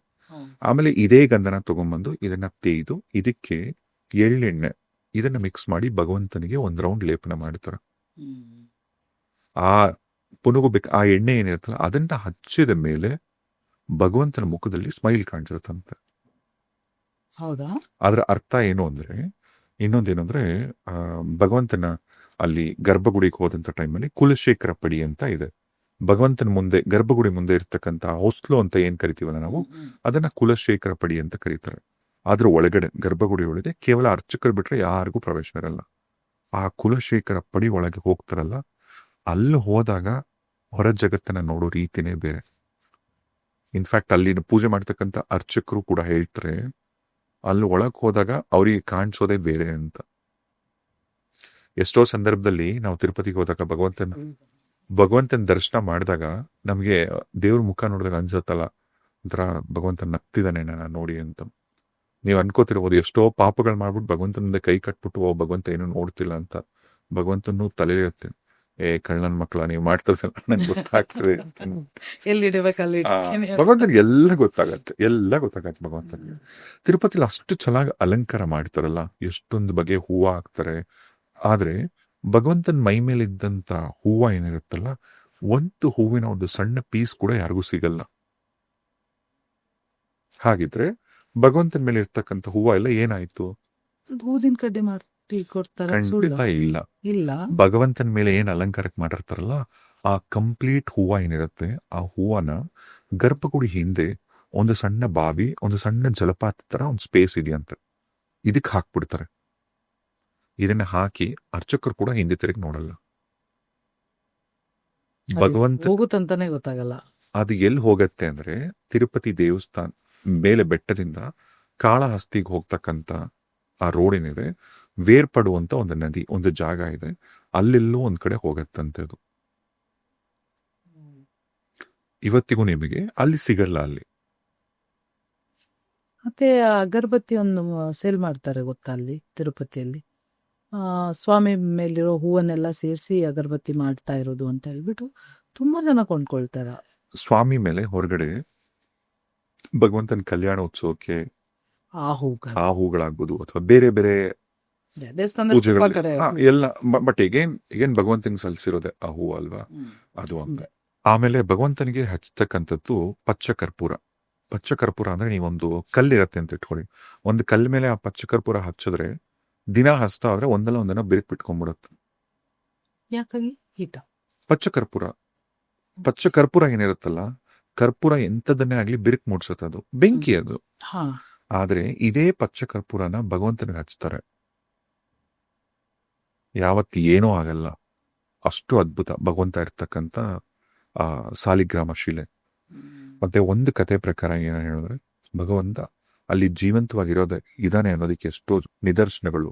ಅಂದ್ರೆ ಕೆಲವರು ಎಕ್ಸ್ಪೀರಿಯನ್ಸ್ ಮಾಡಿತ್ತು ಏನು ಅಂದ್ರೆ, ಪೂಜೆ ಮಾಡ್ತಕ್ಕಂಥವ್ರು ಭಗವಂತನ ಶಿಲೆ ಏನಿದೆ ಅದು ಈಗ ಹೇಗೆ ನಾವು ಮನುಷ್ಯನ ಅಂದ್ರೆ, ಈಗ ಭಗವಂತನ ತಲೆ ಮುಟ್ಟಿದ್ರೆ ಮೆತ್ತಿರತ್ತೆ, ಭಗವಂತನ ಹಿಂದೆ ತಲೆಯಲ್ಲಿ ಕೂದಲಿದೆ ಅಂತ ಒಂದ್ ಕಡೆ ಹೇಳ್ತಾರೆ. ಆದ್ರೆ ಅಲ್ಲಿನ ಒಂದು 30-35 ವರ್ಷಗಳ ಕಾಲ ಭಗವಂತನ ಪೂಜಿಸ್ತಿದ್ದಂತ ಪ್ರಧಾನ ಅರ್ಚಕರೊಬ್ಬರೇ ಹೇಳ್ತಾರೆ, ಇಲ್ಲ ಆ ತರದ ಎಕ್ಸ್ಪೀರಿಯನ್ಸ್ ನಮಗಾಗಿಲ್ಲ ಅಂತ ಅಂದ್ಬಿಟ್ಟು. ಸೊ ಅದು ನಿಜವೋ ಸುಳ್ಳು ಅನ್ನೋದು ಗೊತ್ತಿಲ್ಲ. ಅದು. ಮತ್ತೆ ಈಗ ತಿರುಪತಿ ದೇವಸ್ಥಾನ ಏನಿದೆ ಅಲ್ಲ, ಆ ದೇವಸ್ಥಾನದಲ್ಲಿ ಈಗ ಭಗವಂತ ಇರೋದು ಎಲ್ಲಿ? ಗರ್ಭಗುಡಿ ಇರೋದು ಎಲ್ಲಿ? ದೇವಸ್ಥಾನದ ಮಧ್ಯದಲ್ಲಿ ಅಲ್ವಾ. ನೀವ್ ಯಾವ್ದೇ ದೇವಸ್ಥಾನಗಳಿಗೆ ಹೋಗ್ಲಿ, ಭಗವಂತ ಎಲ್ಲಿರ್ತಾನೆ? ಗರ್ಭಗುಡಿ ಒಳಗಡೆ. ತಿರುಪತಿ ಮಧ್ಯದಲ್ಲಿ ಅಲ್ವಾ. ತಿರುಪತಿ ತಿರುಮಲ ದೇವಸ್ಥಾನ ಏನಿದೆ ಅಲ್ಲ, ಅಲ್ಲಿ ನಾವು ಅನ್ಕೊಂಡಿದೀವಿ ಭಗವಂತ ಮಧ್ಯದಲ್ಲಿದ್ದಾನೆ ಅಂತ. ಇಲ್ಲ, ಆಕ್ಚುಲಿ ಭಗವಂತ ಇರೋದು ಬಲಭಾಗದಲ್ಲಿ. ಹೌದಾ? ಸೆಂಟ್ರಲ್ ಇಲ್ಲ. ಗರ್ಭಗುಡಿ ಒಳಗೆ ಭಗವಂತ ಏನಿದಾನಲ್ಲ, ಅದು ಸೆಂಟ್ರಲ್ ಇಲ್ಲ, ಬಲಭಾಗದಲ್ಲಿ ಇರೋದು ಭಗವಂತ. ಇದು ನೆಕ್ಸ್ಟ್ ಟೈಮ್ ಹೋದಾಗ ನೋಡ್ಬೇಕು, ಖಂಡಿತ ನೋಡಿ. ಅದು ನಾವು ಒಂದು ಕೇಳಿದೀವಲ್ಲ, ಈ ಮೊಘಲರು ಮತ್ತೆ ಬ್ರಿಟಿಷರು ಎಲ್ಲ ದೇವಸ್ಥಾನಗಳನ್ನ ತುಂಬಾ ಹಾಳು ಮಾಡ್ತಾ ಇದ್ರು ಅಂತ. ಇನ್ಫ್ಯಾಕ್ಟ್ ಬೇಲೂರ್ದು ತಗೊಂಡ್ರೆ ಆ ಟೈಮಲ್ಲಿ ಅದೆಲ್ಲಿಂದನೂ ಆನೆ ಹತ್ರ ಮರಳನ್ನ ಹೊಡ್ಸ್ಬಿಟ್ಟು ಇಡೀ ಬೇಲೂರು ಟೆಂಪಲ್ ಮುಚ್ಚಿದ್ರಂತೆ, ಹಾಗಾಗಿ ಅದು ಪ್ರೊಟೆಕ್ಟ್ ಆಯ್ತು ಅಂತ ಹೇಳ್ತಾರೆ. ಸೊ ಇಷ್ಟೆಲ್ಲ ಎಷ್ಟೋ ಕಡೆ ದೇವಸ್ಥಾನ ಹಾಳಾಗಿರೋದು ನಮಗೆ ಗೊತ್ತಿದೆ ಅಲ್ಲ. ತಿರುಪತಿಯಲ್ಲಿ ಈ ಪ್ರಾಬ್ಲಮ್ ಬರ್ಲಿಲ್ವಾ, ಅಥವಾ ಅವ್ರಿಗೆ ಅದನ್ನ ಮುಟ್ಟಕ್ಕಾಗ್ಲಿಲ್ವಾ? ಏನು ಒಳ್ಳೆ ಪ್ರಶ್ನೆ ನೀವು ಕೇಳಿದ್ರಿ. ಈಗ ಸಾಕಷ್ಟು ಜನ ಪ್ರಯತ್ನ ಪಟ್ಟಿದ್ರೇನೋ, ಆದ್ರೆ ಆ ಧೈರ್ಯ ಎಲ್ಲರಿಗೂ ಸಾಲಿಲ್ಲ. ಧೈರ್ಯ ಅಂತನಕ್ಕಿಂತ ಆ ಯೋಚನೆ ಕೂಡ ಮಾಡಲಿಲ್ಲ. ಆದ್ರೆ ಕೆಲವರು ಮಾತ್ರ ಸಾಕಷ್ಟು ಹಿಂದೂ ದೇವಸ್ಥಾನಗಳನ್ನ, ಭಾರತದಲ್ಲಿ ಇರ್ತಕ್ಕಂಥ ಎಷ್ಟೋ ದೇವಸ್ಥಾನಗಳನ್ನ, ಎಸ್ಪೆಷಲಿ ಇವತ್ತು ನಮ್ಗೆ ಹಂಪಿನೆಲ್ಲ ನೋಡಿದ್ರೆ ಹೊಟ್ಟೆ ಉರಿಯುತ್ತೆ. ಬೇಲೂರು ಹಳೇಬೀಡು ಆಗ್ಬೋದು, ಇನ್ನು ಸಾಕಷ್ಟು ದೇವಾಲಯಗಳನ್ನ ಹಾಳು ಮಾಡಿದ್ದೀನಿ ಅನ್ನೋದು. ವಿಶೇಷವಾಗಿ ಹೈದರಾಲಿ ವಿಚಾರಕ್ಕೆ ಹೇಳ್ತೀನಿ. ಹೈದರಾಲಿ ಹುಟ್ಟಿದ್ದು ಕೋಲಾರ ಡಿಸ್ಟಿಕ್ ಅಲ್ಲಿ ಇರ್ತಕ್ಕಂಥ ಬೂದಿಕೋಟೆ ಅನ್ನೋ ಒಂದು ಊರಲ್ಲಿ. ಅದಾದ ನಂತರ ಮೈಸೂರಿಗೆ ಬರ್ತಾರೆ. ಮೈಸೂರು ಸಂಸ್ಥಾನ ಹೇಗೆ ಆಕ್ರಮಣ ಮಾಡಿಕೊಂಡು, ಇದೆಲ್ಲ ಗೊತ್ತಿರ್ತಕ್ಕಂಥ ಕಥೆಗಳು. ಆದ್ರೆ ತಿರುಪತಿ ತಿರುಮಲ ದೇವಸ್ಥಾನಕ್ಕೂ ಇದೇ ಹೈದರಾಲಿಗೂ ಇರ್ತಕ್ಕಂಥ ಒಂದು ಘಟನೆನ ಇವತ್ತು ನಾನು ಹೇಳಲೇಬೇಕು. ಅಂದ್ರೆ ಭಗವಂತನ ಜೊತೆಗೆ ನೀವು ಮಿಸ್ ಮಾಡಿದ್ರೆ ಏನೇನೆಲ್ಲ ಆಗತ್ತೆ ಅನ್ನೋದಕ್ಕೆ. ಇದೇ ಹೈದರಾಲಿ ಕರ್ನಾಟಕ, ಆಂಧ್ರ ಪ್ರದೇಶ್, ತಮಿಳ್ನಾಡು ಏನೆಲ್ಲ ಇತ್ತಲ್ಲ, ಇಲ್ಲಿ ಸಾಕಷ್ಟು ಸ್ಥಳಗಳನ್ನ ಆಕ್ರಮಣ ಮಾಡ್ಕೊಂತ ಹೋದ್ರು. ಹೈದರಾಲಿ ಮತ್ತೆ ಆತನ ಸೈನ್ಯ ಏನಿತ್ತು, ಹೋಗಿದ ಕಡೆ ಎಲ್ಲ ಮಿಲಿಟರಿ ಕ್ಯಾಂಪ್ ಹಾಕೋದು, ಅಲ್ಲೇ ಕ್ಯಾಂಪ್ ಹಾಕ್ಬಿಡೋದು, ಅವರ ಸೈನ್ಯನ ನಿಲ್ಲಿಸ್ಬಿಡೋದು, ಆ ಸ್ಥಳನ ಆಕ್ರಮಣ ಮಾಡೋದು. ಅದೇ ತರ ಚಿತ್ತೂರು ಜಿಲ್ಲೆ, ಈಗಿರ್ತಕ್ಕಂಥ ಚಿತ್ತೂರು ಜಿಲ್ಲೆ ಏನಿದೆ, ತಿರುಪತಿ ಚಿತ್ತೂರು ಜಿಲ್ಲೆ, ಅಲ್ಲಿ ಚಂದ್ರಗಿರಿ ಕೋಟೆ ಅಂತ ಇರುತ್ತೆ. ಆ ಕೋಟೆನ ಕೂಡ ಇವರು ಆಕ್ರಮಣ ಮಾಡ್ತಾರೆ. ಮಾಡ್ಬಿಟ್ಟು ಅವತ್ತಲ್ಲಿ ಇವರು ಕಂಪ್ಲೀಟ್ ಇವರ ಸೈನ್ಯ ಎಲ್ಲ ಉಳಿದಿರತ್ತಲ್ಲಿ ಬಿಡಾರ ಹುಡ್ತಾರೆ. ಸಾಕಷ್ಟು ದಿನಗಳ ಕಾಲ, ವರ್ಷಗಳ ಕಾಲ ಅಲ್ಲೇ ಇರ್ತಾರೆ. ಎಲ್ಲ ಕಡೆ ಹೀಗೆ ಹೋಗಿ ಅಟ್ಯಾಕ್ ಮಾಡ್ಕೊಂಡ್ ಬರ್ತಿರ್ತಾರ. ಇವ್ರ ಕಣ್ಣು ಬೀಳುತ್ತೆ, ತಿರುಮಲ ತಿರುಪತಿ ದೇವಸ್ಥಾನನ, ಅಷ್ಟು ಸಂಪತ್ಭರಿತವಾದಂಥ ದೇವಸ್ಥಾನನ ಲೂಟಿ ಮಾಡಬೇಕು, ದೇವಸ್ಥಾನನ ಹಾಳು ಮಾಡಬೇಕು ಅಂತ ಕೂಡ ಪ್ಲಾನ್ ಮಾಡ್ತಾರೆ. ದೇವಸ್ಥಾನಕ್ಕೆ ಹೋಗೋಕ್ಕಿಂತ ಮುಂಚೆ ಅಲ್ಲೇ ಸಿಗ್ತಕ್ಕಂಥ, ನಾನು ಆಗ್ಲೇ ಹೇಳಿದ್ನಲ್ಲ, ಶ್ರೀನಿವಾಸ ಮಂಗಾಪುರ ಅಂತ, ಅಂದ್ರೆ ಶ್ರೀನಿವಾಸ ಮತ್ತೆ ತಾಯಿ ಪದ್ಮಾವತಿ ಬೆಟ್ಟ ಅದ್ರ ಮೇಲೆ ಅಲ್ಲಿ ಹೋಗೋಕ್ಕಿಂತ ಮುಂಚೆ ಅವರು 6 ತಿಂಗಳಿದ್ದಂಥ ಜಾಗ, ಆ ಜಾಗ ಏನಿತ್ತು ಅದು ದೇವಸ್ಥಾನ. ಅದು ಆಲ್ರೆಡಿ ಒಂದು ದೇವಸ್ಥಾನ ಆಗಿತ್ತು, ದೊಡ್ಡ ದೇವಸ್ಥಾನ, ಪ್ರಸಿದ್ಧವಾದಂಥ ದೇವಸ್ಥಾನ. ಅಲ್ಲೂ ಕೂಡ ಶ್ರೀನಿವಾಸನ ಪ್ರತಿರೂಪಣೆ, ದೊಡ್ಡದಾದಂಥ ಭಗವಂತನ ವಿಗ್ರಹ ಇತ್ತು. ಈ ದೇವಸ್ಥಾನನ ಅಟ್ಯಾಕ್ ಮಾಡ್ತಾರೆ ಹೈದರಾಲಿ ಮತ್ತೆ ಆತನ ಸೈನ್ಯ ಎಲ್ಲ ಅಟ್ಯಾಕ್ ಮಾಡ್ತಾರೆ. ದೇವಸ್ಥಾನನ ವಿಗ್ರಹಗಳನ್ನ ಧ್ವಂಸ ಮಾಡ್ತಾರೆ. ಎಷ್ಟೋ ಐಡಲ್ಸ್ನ ಧ್ವಂಸ ಮಾಡ್ತಾರೆ. ಆದ್ರೆ ಗರ್ಭಗುಡಿಲಿರ್ತಕ್ಕಂಥ ಭಗವಂತ ಶ್ರೀನಿವಾಸನ ವಿಗ್ರಹ ಇತ್ತಲ್ಲ, ಅಲ್ಲಿಗೆ ಹೋದಾಗ ಏನ್ ಅನ್ನಿಸ್ತಾನೋ ಗೊತ್ತಿಲ್ಲ, ಭಗವಂತನ ತಂಟೆಗೆ ಹೋಗಲ್ಲ. ಅದ್ರ ಬದಲಾಗಿ ಭಗವಂತನ ಮೈ ಮೇಲೆ ಇದ್ದಂಥ ಎಲ್ಲ ಒಡವೆಗಳನ್ನ ತಗೊಂಡು ಭಗವಂತ ಗರ್ಭಗುಡಿಯಿಂದ ಹೊರಗೆ ನೋಡಬಾರ್ದು ಅಂತ ಒಂದು ಗೋಡೆ ಕಟ್ಟಿಬಿಡ್ತಾರೆ. ಆ ದೇವಸ್ಥಾನ ಹಾಳು ಮಾಡಿಬಿಡ್ತಾರೆ. ಇದೆಲ್ಲ ಮುಗೀತು. ಮತ್ತೆ ಇನ್ನೊಂದು 3-4 ದಿನ, ಒಂದು ವಾರದಲ್ಲಿ ನೆಕ್ಸ್ಟ್ ಇವ್ರದ್ದು ಪ್ಲಾನ್ ಇತ್ತು, ಮೇಲ್ಗಡೆ ತಿರುಪತಿ ಭಗವಂತ ಇದನ್ನಲ್ಲ, ತಿರುಮಲ ಅಲ್ಲಿ ಹೋಗಿ ಆ ದೇವಸ್ಥಾನನ ಹಾಳು ಮಾಡಬೇಕು, ಅಲ್ಲಿನ ಸಂಪತ್ತನ್ನ ಲೂಟಿ ಮಾಡಬೇಕು ಅಂತ. ಹೈದರಾಲಿ ಮತ್ತೆ ಆತನ ಸೈನ್ಯ ಎಲ್ಲ ಬರ್ತಾರೆ ತಿರುಮಲ ಬೆಟ್ಟ ಹತ್ತಕ್ಕೆ. ಆ ಎಂಟ್ರೆನ್ಸ್ಗೆ ಬರ್ತಿದ್ದಂಗೆ ಅಲಿಪಿರಿ ಅಂತ ನಾವು ಏನ್ ಕರಿತೀವಲ್ಲ, ತಿರುಮಲ ನೀವು ಬೆಟ್ಟ ಹತ್ಬೇಕಂದ್ರೆ ನೀವು ಇವತ್ತು ಅಲ್ಲೆಲ್ಲ ನಿಮಗೆ ಸೆಕ್ಯೂರಿಟಿ ಚೆಕ್ ಮಾಡಿ ಬಿಡ್ತಾರಲ್ಲ, ಅದನ್ನ ಅಲಿಪಿರಿ ಅಂತ ಕರೀತಾರೆ. ಆ ಅಲಿಪಿರಿಗೆ ಬಂದಾಗ ಆತನ ಮನ್ಸಲ್ಲಿ ಏನೋ ಬದಲಾವಣೆ ಆಗತ್ತಂತೆ. ಅಲ್ಲಿರ್ತಕ್ಕಂಥವ್ರೆಲ್ಲ ಹೇಳ್ತಾರಂತೆ, ಅಲ್ಲಿ ಬೇಡ, ಭಗವಂತ ಸಾಕ್ಷಾತ್ ಭಗವಂತ ಇರೋದು, ಅಲ್ಲಿ ನೀವು ಕೈ ಹಾಕ್ಬಿಡಿ, ಅಲ್ಲಿ ಹೋಗ್ಲೇಬೇಡಿ ಅಂತ. ಏನೇನಷ್ಟು ಗೊತ್ತಿಲ್ಲ, ಆತ ವಾಪಸ್ ಬಂದ್ಬಿಡ್ತಾನೆ. ವಾಪಸ್ ಬಂದು ಮತ್ತೆ ಅಲ್ಲೇ ಕೆಳಗೇನೆ ತನ್ನ ಸೈನ್ಯ ಜೊತೆ ಬಿಡಾರ ಹೂರ್ತಾನೆ. ಒಂದೇ ದಿನದಲ್ಲಿ ನಡೀತಕ್ಕಂಥದ್ದು ಇದು. ಹೈದರಾಲಿ ಅಲ್ಲಿಂದ ಹೊರಟಿದ್ದಕ್ಕೇನೆ, ಅಂದ್ರೆ ಹೈದರ್ ಅಲಿ ಪಾರಿ, ತೆಲುಗುಲಿ ಪಾರಿಪೋಯಿ ಅಂದ್ರೆ ಓಡ್ ಹೋದ ಅಂತ. ಅಲಿ ಪಾರಿ ಓಡ್ ಹೋದ ಅನ್ನೋದಕ್ಕೆ ಅಲಿಪಿರಿ ಅಂತ ಹೆಸರಾಯ್ತು ಅಂತ ಒಂದ್ ಕರ ಹೇಳ್ತಾರೆ. ಅವತ್ತಿನ ದಿನ ಇಲ್ಲಿ ಏನು ಹೈದರಾಲಿ ಮತ್ತೆ ತನ್ನ ಸೈನ್ಯ ಎಲ್ಲ ಉಳಿತಾರಲ್ಲ, ಹೈದರಾಲಿ ಜೊತೆಗೆ ತನ್ನ ಸೈನ್ಯದ ಬಹುತೇಕ ಮಂದಿಗೆ ಒಂದು ವಿಚಿತ್ರವಾದಂಥ ಕಾಯಿಲೆ ಶುರು ಆಗುತ್ತೆ ಒಂದೇ ರಾತ್ರಿಲಿ. ಈಗ ನಮ್ಮಲ್ಲಿ ಏನ್ ಜ್ವರ ಅಂತ ಅಂತೀವಲ್ಲ, ಟೈಫಾಯ್ಡ್ ಅಂತ, ಆ ಥರದ್ದು ಜ್ವರ ಶುರು ಆಗ್ಬಿಡುತ್ತೆ. ಅವಾಗ ಹೈದರಾಲಿ ಇನ್ನೇನು ಉಳಿಯೋದೇ ಇಲ್ಲ ಅಂತ ಗೊತ್ತಾಗತ್ತೆ. ಆತ ತನ್ನ ಎಲ್ಲರಿಗೂ ಹೇಳ್ತಾನೆ, ಇಲ್ಲ ನಾನು ಸಾಯೋದಾದ್ರೆ ಅಲ್ಲಿ ಮೈಸೂರಿಗೆ ಹೋಗಿ ಸಾಯ್ತೀನಿ ಶ್ರೀರಂಗಪಟ್ಟಣದಲ್ಲಿ ಅಂತ. ಆಗ ಹೈದರಾಲಿ ಇನ್ನು ಅಲ್ಪ ಸ್ವಲ್ಪ ಯಾರನ್ನ ಆರೋಗ್ಯವಾಗಿರ್ತಕ್ಕಂಥ ಅವರ ಸೈನಿಕರೆಲ್ಲ ಏನಿದ್ರಲ್ಲ, ಮತ್ತೆ ವಾಪಸ್ ಎಲ್ಲರೂ ಮೈಸೂರಿಗೆ ಬರಬೇಕು ಅಂತ ಬರ್ತಿರ್ತಾರೆ. ಚಿತ್ತೂರು ಕೂಡ ದಾಟಿರಲ್ಲ. ಅಲ್ಲೇನೆ ಹೈದರಾಲಿ 1782 ಇಸ್ವಿ ಡಿಸೆಂಬರ್ 7ನೇ ತಾರೀಕು ಹೈದರಾಲಿ ಮತ್ತೆ ಆತನ ಸೈನ್ಯ ಏನೋ ಬರ್ತಿದ್ರಲ್ಲ, ಅದೇ ದಿನಾನೇ ಚಿತ್ತೂರು ಕೂಡ ಕ್ರಾಸ್ ಮಾಡ್ರಲ್ಲ, ಅಲ್ಲಿ ಹೈದರಾಲಿ ತೀರ್ಕೋತಾನೆ, ಸಾವನ್ನಪ್ತಾನೆ. ಭಗವಂತ ತನ್ನ ಬಾರ್ಡರ್ ಕೂಡ ಕ್ರಾಸ್ ಮಾಡಕ್ ಬಿಡಲ್ಲ, ಆಯ್ತಾ. ಆಮೇಲೆ ಅದೇ ಹೈದರಾಲಿನ ಮತ್ತೆ ಶ್ರೀರಂಗಪಟ್ಟಣ ಕರ್ಕೊಂಡ್ಬಂದು ಇಲ್ಲಿ ಈತ ತೀರ್ಹೋದ ಅಂತ ಒಂದ್ ಕಡೆ ಡಿಕ್ಲೇರ್ ಮಾಡ್ತಾರೆ. ಸಮಾಧಿ ಇರೋದು ಶ್ರೀರಂಗಪಟ್ಟಣದಲ್ಲಿ, ಸತ್ತಿದ್ದು ಅಲ್ಲಿ. ಅದ್ ಹೆಂಗ್ ಸಾಧ್ಯ ಆಗತ್ತ ಅಷ್ಟಿನ ಒಂದು.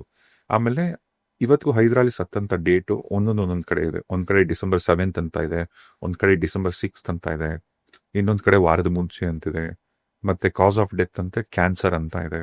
ಬಟ್ ಆಕ್ಚುಲಿ ಸತ್ತಿದ್ದು ಹಿಂಗಾಗಂತೆ. ಆದ್ರೆ ಇದನ್ನ ಎಲ್ಲೂ ಕೂಡ ದಾಖಲಿಸ್ಲಿಲ್ಲ.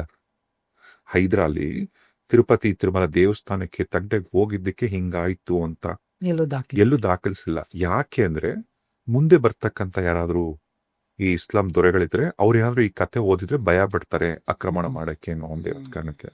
ಭಗವಂತನ ತಂಟೆಗೆ ಹೋದ್ರೆ ಭಗವಂತ ಏನ್ ಬೇಕಂದ್ರೆ ತನ್ನ ಪ್ರೆಸೆನ್ಸ್ ನ ತೋರಿಸ್ತಾನೆ ಅನ್ನೋದಕ್ಕೆ ಇದು ಒಂದು ಘಟನೆ, ಇದೊಂದು ಒಳ್ಳೆ ಉದಾಹರಣೆ. ಮುಂಚೆ ಎಲ್ಲ ತಿರುಪತಿಗೆ ಬೆಟ್ಟ ಹತ್ತು ಹೋಗ್ಬೇಕಂದ್ರೆ ಎಲ್ಲ ಈಗ ಏನು ಅಲಿಪಿರಿಯಿಂದ ನಡ್ಕೊಂಡು ಹೋಗಕ್ಕೆ ದಾರಿ ಇದೆಲ್ಲ ಅದೇ ತರ ಮೆಟ್ಲುಗಳ ಮುಖಾಂತರ ಹೋಗ್ಬೇಕಿತ್ತು. ದಾರಿ ಇರ್ಲಿಲ್ಲ ತಿರುಪತಿಗೆ ಬೆಟ್ಟಕ್ಕೆ ಹೋಗ್ಬೇಕು. ಮೆಟ್ಲು ಇರ್ಲಿಲ್ಲ ಮೆಟ್ಲು ಅಂದ್ರೆ ನೀವು ಅಂದ್ರೆ ಕಾಡು ಗುಡ್ಡ ಆತರ ಹತ್ಕೊಂಡು ಹೋಗುವಂಥದ್ದು. ಅಂದ್ರೆ ಇವಾಗ ಕಾಲ್ದಾರಿ ಇವಾಗಿರೋ ತರ ಇರ್ತಿರ್ಲಿಲ್ಲ. ಮತ್ತೆ ಬೆಟ್ಟದ ಮೇಲೆ ಮನೆಗಳಿತ್ತು ಅವಾಗ್ಲೇ ಇತ್ತು. ಅಂದ್ರೆ ಅಂದ್ರೆ ಅಲ್ಲಿ ಪೂಜೆ ಮಾಡ್ತಕ್ಕಂತ ಅರ್ಚಕರು ಕೆಲವ್ರು ಮಾತ್ರ ಉಳಿದಿದ್ದು ಅಷ್ಟೇ ಅವಾಗ. ಬಟ್ ಇವಾಗ ರೋಡ್ ಮಾಡ್ಬೇಕು ಅಂತ ಪ್ಲಾನ್ ಮಾಡ್ತಾರೆ. ಆದ್ರೆ ನೀವು ಇನ್ನೊಂದು ಪ್ರಶ್ನೆ ಕೇಳಲಿಲ್ಲ ನೀವು. ಈಗ ಇಲ್ಲ ನೀವು ಕೇಳಿದ್ರಿ ಆಕ್ಚುಲಿ ಯಾಕೆ ಬ್ರಿಟಿಷರು ಕೂಡ ಯಾಕೆ ಅಟ್ಯಾಕ್ ಮಾಡ್ಲಿಲ್ಲ ಅಂತಂದ್ಬಿಟ್ಟು. ಎಸ್, ಬ್ರಿಟಿಷರ್ ತಲೆಯಲ್ಲಿ ಕೂಡ ಈ ಯೋಜನೆ ಇತ್ತು ಮಾಡುವಂಥದ್ದು. ಆದ್ರೆ ಬ್ರಿಟಿಷ್ ಒಂದ್ ಸ್ವಲ್ಪ ಬುದ್ಧಿವಂತರವ್ರು. ಅವ್ರು ಏನಾದ್ರೂ ಇನ್ಕಮ್ ಬರ್ತಿದೆ ಅಂದ್ರೆ ಮುಟ್ಟಕ್ ಹೋಗಲ್ಲ, ಆರಾಮಾಗಿ ಇನ್ಕಮ್ ತಗೊಂಡ್ ಕುತ್ಕೊಳ್ಳೋಣ, ವೈ ಟು ರಿಸ್ಕ್ ಇಟ್. ಆಗ ತಿರುಮಲ ತಿರುಪತಿ ದೇವಸ್ಥಾನ ಕೂಡ ಆಗ ಮರಾಠರು ಇದ್ರಲ್ಲ, ಮರಾಠರ ಆಳ್ವಿಕೆಯಲ್ಲೇ ಇದ್ದಂಥದ್ದು. ಜೊತೆಗೆ ಸೌತ್ ಇಂಡಿಯಾಲೆ ಸಾಕಷ್ಟು ದೇವಸ್ಥಾನಗಳಾಗ್ಲಿ ಈ ಕಡೆ ಹಿಂದೂಗಳನ್ನ ಮುಟ್ಟಕ್ಕೆ ಒಂದು ಭಯ ಪಡದ ಅವ್ರು ಎಲ್ಲ ತುಂಬಾ ಜನ ಭಯ ಪಡಕ್ ಕಾರಣನೇ ಛತ್ರಪತಿ ಶಿವಾಜಿ ಮಹಾರಾಜ್. ಅವರಿಂದನೇ ಇವತ್ತು ಆಕ್ಚುಲಿ ಸಾಕಷ್ಟು ದೇವಸ್ಥಾನ ಉಳಿಯಕ್ಕೆ, ಹಿಂದೂ ನಮ್ಮ ಧರ್ಮ ಮುಂದುವರಿಯಕ್ಕೂ, ನಮ್ಮ ಧರ್ಮನ ಕಾಪಾಡಕ್ಕೆ ನಿಂತಂತವ್ರವ್ರು. ಆಮೇಲೆ ಇಲ್ಲಿ ಯಾವಾಗ ಬ್ರಿಟಿಷರ ಕಣ್ಗೂ ಕೂಡ ಇದು ಬೀಳತ್ತಲ್ಲ, ಕೊನೆಗೆ ಬ್ರಿಟಿಷರು ಪ್ಲಾನ್ ಮಾಡ್ತಾರೆ. ಏನು ಅಂದ್ರೆ ತಿರುಪತಿ ತಿರುಮಲದಲ್ಲಿ ಏನು ಅವರಿಗೆ ಹುಂಡಿಯಿಂದ ಹಣ ಬರ್ತಿತ್ತು. ದೇವಸ್ಥಾನ ಏನು ಮಾಡೋದ್ ಬೇಡ, ಅದಕ್ಕೆ ನಾವು ತಲೆನೇ ಹಾಕೋದ್ ಬೇಡ, ಬಟ್ ಹುಂಡಿ ಹಡದ್ಮೇಲೆ ಮಾತ್ರ ಅವರಿಗೆ ಅಧಿಕಾರ ಬೇಕಿತ್ತು. ಆಗ್ಲೇನೆ ಚಿತ್ತೂರಲ್ಲಿ ಇರ್ತಕ್ಕಂತ ಅವೇನ ಬ್ರಿಟಿಷ್ ಅಧಿಕಾರಿ ಒಂದು ರೂಲ್ ತರ್ತಾರೆ. ಏನ್ ರೂಲ್ ಹೋಗ್ತದೆ, ತಿರುಪತಿ ತಿರುಮಲ ದೇವಸ್ಥಾನಕ್ಕೆ ಏನು ಹುಂಡಿ ಹಣ ಹಾಕ್ತಾರಲ್ಲ ಆ ಹಣನ ಹೇಗೆ ಬಳಸ್ಬೇಕು ಅಂತ ಅಲ್ಲೂ ಕೂಡ ಅವರ ಹಿಡಿತನ ಇಟ್ಕೋತಾರೆ ಹಣದ ವಿಚಾರವಾಗಿ. ಆದ್ರೆ ಇನ್ನೂ ಒಂದು ಒಳ್ಳೆ ಕೆಲಸ ಮಾಡ್ತಾರೆ ಅವರು ಬ್ರಿಟಿಷ್. ಏನು ಅಂದ್ರೆ ರಸ್ತೆ ಮಾಡಬೇಕು ಅಂತ ಒಂದು ಯೋಜನೆನ ಪ್ಲಾನ್ ಮಾಡ್ಕೋತಾರೆ. ಅದ್ರಿಂದ ಅವ್ರ ಉದ್ದೇಶ ಏನಿರುತ್ತೆ ಅಂದ್ರೆ ರಸ್ತೆ ಆದ್ರೆ ಜಾಸ್ತಿ ಜನ ಬರ್ತಾರೆ, ಜಾಸ್ತಿ ದುಡ್ಡು ಹಾಕ್ತಾರೆ ಅನ್ನೋದು ಯೋಚನೆ ಇತ್ತು. 1944 ಇಸ್ವಿ ಈಸ್ಟ್ ಇಂಡಿಯಾ ಕಂಪನಿ ಏನು ಬ್ರಿಟಿಷ್ ಇದ್ರಲ್ಲ, ಇವರು ಡ್ಯಾನ್ಲಿ ಅಂತ ಒಬ್ರು, ಇನ್ನೊಬ್ರು ಅಧಿಕಾರಿ, ನಂಗೆ ಹೆಸರು ಸದ್ಯ ಗೊತ್ತಿಲ್ಲ, ಅವರು ಅಧಿಕಾರಿ, ಇವರೆಲ್ಲ ಒಂದು ಕಮಿಟಿನ ಫಾರ್ಮ್ ಮಾಡ್ತಾರೆ ರಸ್ತೆನ ಮಾಡಬೇಕು ಅಂತ. ಈ ರಸ್ತೆನ ಮಾಡಬೇಕು ಅಂತ ಆಕ್ಚುಲಿ ಬ್ರಿಟಿಷರ ಜೊತೆಗೆ ಹೆಚ್ಚಾಗಿ ಮುತುವರ್ಜಿ ತೋರಿಸೋದು, ಇನ್ಫ್ಯಾಕ್ಟ್ ರಸ್ತೆ ಆಗ್ಲೇಬೇಕು ಅಂತ ಪಣ ತೊಡೋದು ಇನ್ಯಾರು ಅಲ್ಲ, ನಮ್ಮ ಮೈಸೂರು ಸಂಸ್ಥಾನದ ನಮ್ಮ ಮಹಾರಾಜರು. ಸರಿ, ಇವರು ಬ್ರಿಟಿಷರೆಲ್ಲ ರೆಡಿ ಮಾಡ್ಕೊಂಡಿದ್ರು ಒಂದು ಕೋರ್ ಕಮಿಟಿ, ಒಂದು ಕಾಂಟ್ರಾಕ್ಟರ್ಸ್ ಇವ್ರು ಬೇಸಿಕಲಿ. ಆದ್ರೆ ಇದಕ್ಕೆ ಒಬ್ರೊಳ್ಳೆ ಇಂಜಿನಿಯರ್ ಬೇಕೇ ಬೇಕಲ್ಲ. ಆ ರಸ್ತೆನ ಮಾಡದಂತ ಇನ್ನೊಬ್ರು ಪುಣ್ಯಾತ್ಮ ಅವರೇನೆ ಭಾರತ ರತ್ನ ನಮ್ಮ ಕನ್ನಡದವರು ಡಾಕ್ಟರ್ ಸರ್ ಎಂ ವಿಶ್ವೇಶ್ವರಯ್ಯನವರು. ಸರಿ, 1944 ರೋಡ್ ಚೆನ್ನಾಗಿದೆ ನೋಡಿ. ಇಲ್ಲ, ಆ ರೋಡ್ ಆದಂತ ವಿಚಾರ ಕೂಡ ಎಷ್ಟು ಚೆನ್ನಾಗಿದೆ ನೋಡಿ. ಇದನ್ನ ಸ್ವತಃ ವಿಶ್ವೇಶ್ವರಯ್ಯನವರೇ ಹೇಳ್ತಾರೆ. ಇದು ಮೂಢನಂಬಿಕೆ ಅಲ್ಲ ಅಥವಾ ಬೂಟಾಟಿಕೆ ಅಲ್ಲ. 1944 ಇಸ್ವಿಲಿ ಸರ್ ಎಂ ವಿ ಅವರು ಏನು ರಸ್ತೆ ಮಾಡಬೇಕು ಅಂತ ಹೋದಂತ ಟೈಮಲ್ಲಿ ಯಾಕೆ ಹಿಂದೆ ಯಾರು ಬಂದ್ರು ಕೂಡ ಅಲ್ಲಿ ರಸ್ತೆ ಮಾಡಕ್ಕೆ ಆಗ್ತಿರಲ್ಲ ಅಂದ್ರೆ, ಅಲ್ಲಿ ದೊಡ್ಡ ಚಾಲೆಂಜ್ ಏನು ಅಂದ್ರೆ, ಬೆಟ್ಟಕ್ಕೆ ರಸ್ತೆ ಮಾಡ್ಬೇಕಂದ್ರೆ ಒಂದ್ ದೊಡ್ಡ ಕಣಿವೆ ಬಂದ್ಬಿಟ್ಟಿರುತ್ತೆ, ನದಿ ಕಣಿವೆ. ಈ ಕಣಿವೆನ ಏನ್ ಮಾಡ್ಬೇಕು ಅಂತಾನೆ ಗೊತ್ತಾಗಲ್ಲ. ಕೊನೆಗೆ ಒಂದಿನ ರಾತ್ರಿ ಎಲ್ಲರೂ ಮಲಗಿರ್ತಾರೆ. ಸರ್ ಎಂ ವಿಶ್ವೇಶ್ವರಯ್ಯನವರು ಕೂಡ ಮಲಗಿದ್ದಂತ ಟೈಮಲ್ಲಿ ರಾತ್ರಿ ಅವ್ರಿಗೆ ಒಂದು ಕನಸು ಬರುತ್ತೆ. ಆ ಕನಸು ಏನಂದ್ರೆ, ಒಂದು ಢಮಾರ್ ಅಂತ ಒಂದು ಸದ್ದಾದಂಗೆ, ಒಂದು ಬಂಡೆ ಸಿಡಿದ್ರೆ ಹೆಂಗ್ ಸದ್ದು ಕೇಳಿಸುತ್ತೆ ಆ ತರದ್ ಸದ್ದು. ಎದ್ದು ಬಿಡ್ತಾರೆ ವಿಶ್ವೇಶ್ವರಯ್ಯನವರು. ಎದ್ದು ಹೊರಗೆ ಬಂದು ಎಲ್ಲ ನೋಡ್ತಾರೆ, ಎಲ್ಲರೂ ಆರಾಮಾಗಿ ಮಲ್ಗಿ ಹಾಕೋ. ಅಲ್ಲೇನೋ ಬಂಡೆ ಸ್ಫೋಟ ಆಯ್ತು, ಆ ಸದ್ಗೆ ಅವ್ರು ಎದ್ರು ನೋಡಿದ್ರೆ ಅದು ಅವ್ರಿಗೆ ಕನ್ಸು. ಹೊರಗೆಲ್ಲ ಬಂದು ನೋಡಿದ್ರೆ ಎಲ್ಲರೂ ಮಲ್ಗಿಯಾರೆ. ಅಲ್ಲಿ ನಿಜವಾಗ್ಲೂ ಬಂಡೆ ಸ್ಫೋಟ ಆಗಿದ್ರೆ ಎಲ್ಲರೂ ಎದ್ದೇಳ್ಬೇಕಿತ್ತಲ್ಲ, ಯಾಕೆ ಇವರೊಬ್ರು ಮಾತ್ರ ಎದ್ರು? ಸೊ ಇವ್ರಿಗೆ ಏನ್ ಕನ್ಫರ್ಮ್ ಆಯ್ತು, ಅದು ಕನಸು ಅಂತ, ಅದು ನನಗೇ ಬಂದಿರೋ ಕನಸು ಅಂತ ಕನ್ಫರ್ಮ್ ಆಯ್ತು. ಆಮೇಲೆ ವಿಶ್ವೇಶ್ವರಯ್ಯನವರು ಗಮನಿಸ್ತಾರೆ, ಆ ಕನ್ಸನ್ ಸರಿಯಾಗಿ ಅಬ್ಸರ್ವ್ ಮಾಡ್ತಾರೆ. ಅದಿನ್ನೇನೂ ಅಲ್ಲ, ಭಗವಂತ ಕೊಟ್ಟಂತ ಆನ್ಸರ್. ಬಂಡೆನ ಸ್ಫೋಟ ಆದಾಗ ಅದೆಲ್ಲ ಕಲ್ಲೆಲ್ಲ ಛಿದ್ರ ಆಗತ್ತಲ್ಲ, ಆ ಕಲ್ಲು ಕಸ ಏನ್ ಇರ್ತದೆ ಅದನ್ನ ಕಣಿವೆಲ್ ಹಾಕಿ ತುಂಬಿಸು ಅಂತ ಭಗವಂತ ಕೊಟ್ಟಂತ ಉತ್ತರ. ಹಾಗೇನೆ 1944 ಇಸ್ವಿಲಿ ಸರ್ ಎಂ ವಿ ಅವರು ರಸ್ತೆನ ನಿರ್ಮಾಣ ಮಾಡ್ತಾರೆ. ಶ್ರೀನಿವಾಸನ ಪ್ರತಿಮೆ ನೋಡಿದಾಗ ಒಂದು ಕೈ ಆಶೀರ್ವಾದ ಮಾಡ್ತಾ ಇದ್ರೆ ಇನ್ನೊಂದು ಕೈ ಭೂಮಿ ಕಡೆ ನೋಡ್ತಾ ಇರುತ್ತೆ. ಕೆಲವರು ಅದು ಕೇಳ್ತಾ ಇರೋದು ಅಂತ ಹೇಳ್ತಾರೆ. ಸೊ ನನಗೆ ಗೊತ್ತಿಲ್ಲ ಅದು ಏನು ಅಂತ ಕರೆಕ್ಟ್ ಆಗಿ. ಯಾಕೆ ಹಾಗೆ? ಭಗವಂತನ ಚಿತ್ರದಲ್ಲೂ ಕೂಡ ನಿಮಗೆ ಅದೇ, ನೀವೇನ್ ಹೇಳ್ತಿರಲ್ಲ, ಅದು ಹಸ್ತ ತೋರಿಸ್ತಿರೋ ಉದ್ದೇಶ ಇನ್ನೇನು, ಅದನ್ನ ವರದ ಹಸ್ತ ಮುದ್ರಾ ಅಂತ ಕರೀತಾರೆ. ವರದ ಹಸ್ತ ಮುದ್ರಾ, ಅದರ ಅರ್ಥ ಏನು ಅಂದ್ರೆ, ನಿನ್ನ ಒಂದು ಭೌತಿಕ ಲೋಕ ಅಥವಾ ನಿನ್ನ ಒಂದು ಇನ್ನರ್ ಲೋಕ, ನಿನ್ನ ಒಂದು ಆತ್ಮಕ್ಕೆ ಏನ್ ಸುಖ ಕೊಡುತ್ತೆ, ನಿನ್ನ ಭೌತಿಕ ಜೀವನಕ್ಕೂ ಏನ್ ಸುಖ ಕೊಡುತ್ತೆ, ಇದೆಲ್ಲದಕ್ಕೂ ನಿನ್ನ ಆಸೆನ ನಾನು ಪೂರೈಸ್ತೀನಿ ಅಂತ. ಈಗ ನಿಮಗೆ ಫಿಸಿಕಲ್ ಲಕ್ಸುರಿ ಬೇಕು ಅಂತ ಇಟ್ಕೊಳ್ಳಿ, ನಿಮಗೆ ಕಾರು ಬಂಗ್ಲೆ ಅದು ಇದು ನೀವೇನೇನು ಆಸೆ ಪಡ್ತೀರಾ, ನಿಮ್ ದೇಹ ಏನೇನು ಆಸೆ ಪಡುತ್ತೆ, ನಿಮ್ಗೆ ಏನೇನು ಲಕ್ಸುರಿ ಬೇಕು ಅದೆಲ್ಲಾನು ನಾನು ಕೊಡ್ತೀನಿ, ಅದೆಲ್ಲಾನು ನಾನು ಕರುಣಿಸ್ತೀನಿ ನಿನಗೆ. ಜೊತೆಗೆ ನಿನ್ನ ಇನ್ನರ್ ಸೆಲ್ಫ್, ನಿನ್ನ ಆತ್ಮಕ್ಕೆ ಏನ್ ನೆಮ್ಮದಿ ಬೇಕು, ನಿನ್ನ ಆತ್ಮದ ಉದ್ದೇಶ ನೀನು ಸ್ಪಿರಿಚುಲಿ ಕೂಡ ನೀನ್ ಬೆಳೆಯಕ್ ನಾನು ನಿನಗೆ ಸಹಾಯ ಮಾಡ್ತೀನಿ ಅಂತ ಆ ಮುದ್ರೆ ಅರ್ಥ. ಇದು ಎಷ್ಟು ತಪ್ಪು ಕಲ್ಪನೆಗಳಿದೆ ಅಂದ್ರೆ, ನಾವು ಸಣ್ಣವರಿದ್ದಾಗ ಕೇಳಿರೋದ್ರ ಪ್ರಕಾರ ಮಾತಿನ ಮಂಜಪ್ಪ ಕಾಸಿನ ತಿಮ್ಮಪ್ಪ, ಮಂಜುನಾಥ ಸ್ವಾಮಿ ಧರ್ಮಸ್ಥಳ, ನೀವು ಒಂದು ಬಾರಿ ಮಾತು ಕೊಟ್ರೆ ನೀವು ತಪ್ಪಂಗಿಲ್ಲ. ನಿನ್ನಲ್ಲಿ ಬರ್ತೀನಿ ಇಂಥದ್ದು ಮಾಡ್ತೀನಿ ಅಂತ ಹೇಳಿದ್ರೆ ಅದನ್ನ ಮಾಡ್ಲೇಬೇಕು. ತಪ್ಪುದ್ರೆ ಅವ್ರಿಗೆ ಏನಾದ್ರೂ ಒಂದು ಅದು ತೋರಿಸ್ತಿತ್ತು ದೇವ್ರು ಯಾವುದೋ ಒಂದು ರೀತಿಯಲ್ಲಿ.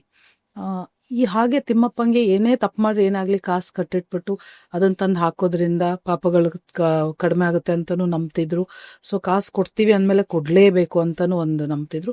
ಅಂಡ್ ಅವಾಗೆಲ್ಲ ಹೇಳ್ತಿದ್ದು ಅದು ಬೇಡ್ತಾ ಇರೋದು ಸ್ವಾಮಿ, ಆಶೀರ್ವಾದ ಒಂದ್ ಕೈಲಿ ಕೊಡ್ತಾರೆ, ಇನ್ನೊಂದು ಕೈಲಿ ಬೇಡ್ತಿರೋದು, ಲೈಕ್ ದುಡ್ಡು ಕೊಡು ಅಂತ ಕೇಳ್ತಿರೋದು ಅಂತ ಹೇಳೋರು. ಯಾಕೆ ಅಂದ್ರೆ ತುಂಬಾ ಸಾಲ ಇರೋದ್ರಿಂದ, ಕುಬೇರನ ಸಾಲ ತೀರ್ಸ್ಬೇಕಾದ್ರಿಂದ ಈ ತರ ಒಂದು ಬೇಡ್ತಿರೋದು ಅಂತ ಹೇಳ್ತಾ ಇದ್ರು. ಸೊ ಈಗ as we grow old we get to know the new things ಅಲ್ಲ, ಏನೇನ್ ನಿಜವಾದ ಅರ್ಥ ಏನು ಅದೆಲ್ಲ ನಿಮ್ಮಂತವರಿಂದ ತಿಳ್ಕೊಳ್ಳೋದ್ರಿಂದ ಗೊತ್ತಾಗ್ತಿದೆ. ಬಿಟ್ರೆ ಮುಂಚೆ ಬರೀ ಇಂಥ ಕಥೆಗಳನ್ನೇ ಕೇಳಿರೋದು. ಭಗವಂತ ಬೇಡ್ತಾನೆ ಅಂದ್ರೆ ಏನ್ ಹೇಳ್ಬೇಕು ಅದಕ್ಕೆ ಅರ್ಥನೇ ಇಲ್ಲ. ಬಟ್ ನಾವು ಸಣ್ಣಲ್ಲಿ ಹಂಗೆ ನಂಬಿದ್ವಿ ಕೂಡ, ಓ ದೇವ್ರು ಕೇಳ್ತಾನೆ, ಸೊ ಎಲ್ಲೇ ತಿರುಪತಿ ಕಂಡ್ರು ₹1 ಹಾಕ್ಬೇಕು ಅಂತ ಆ ತರ ಒಂದು ತಲೆಯಲ್ಲಿ. ಈಗ ಸಿಂಪಲ್ ಪ್ರಶ್ನೆ ನಿಮಗೆ, ಶ್ರೀನಿವಾಸನ ಹೋಮ್ ಮಿನಿಸ್ಟ್ರಿ ಯಾರು? ಲಕ್ಷ್ಮಿ. ಬಟ್ ಅದಕ್ಕೂ ಕತೆ ಇತ್ತು, ನೀವು ನಂಬಲ್ಲ. ಏನು ಅಂದ್ರೆ ಅದೇ ಋಷಿಯವರು ಒದ್ದಾಗ ತಾಯಿ ಸಿಟ್ಕೊಂಡು ಎದ್ದು ಹೋಗ್ತಾರಲ್ಲ, ಅವತ್ತಿಂದ ಅವರಿಗೆ ದಟ್ಟ ದರಿದ್ರ ಶುರುವಾಯ್ತು ಶ್ರೀನಿವಾಸನಿಗೆ. ಯಾಕಂದ್ರೆ ತಾಯಿ ಬಿಟ್ಟು ಹೋದ್ಲು, ಪುನಃ ಅವಳು ವಾಪಸ್ ಬಂದ್ಮೇಲೇನೆ ಅವರಿಗೆ ಈ ಸಿರಿ ಸಂಪತ್ತು ವಾಪಸ್ ಬಂದಿದ್ದು ಅನ್ನೋ ಕತೆನೂ ಹೇಳ್ತಿದ್ರು.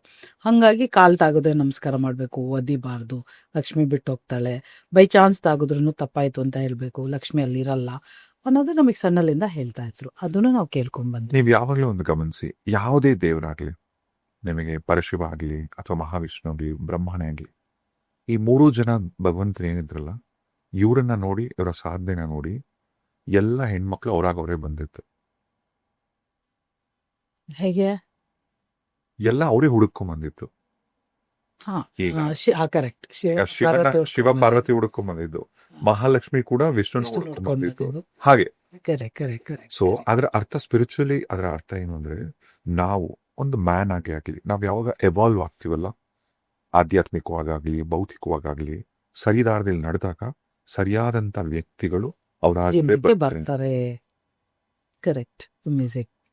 ಭಗವಂತ ಎಷ್ಟೊಂದ್ ಸಾರಿ ತಾನಿದ್ದೀನಿ ಅಥವಾ ತನ್ನ ಇರುವಿಕೆನ ಪ್ರತ್ಯಕ್ಷ ಆಗಿ ಏನ್ ಪ್ರೂವ್ ಮಾಡೋ ಅವಶ್ಯಕತೆ ಇರಲ್ಲ.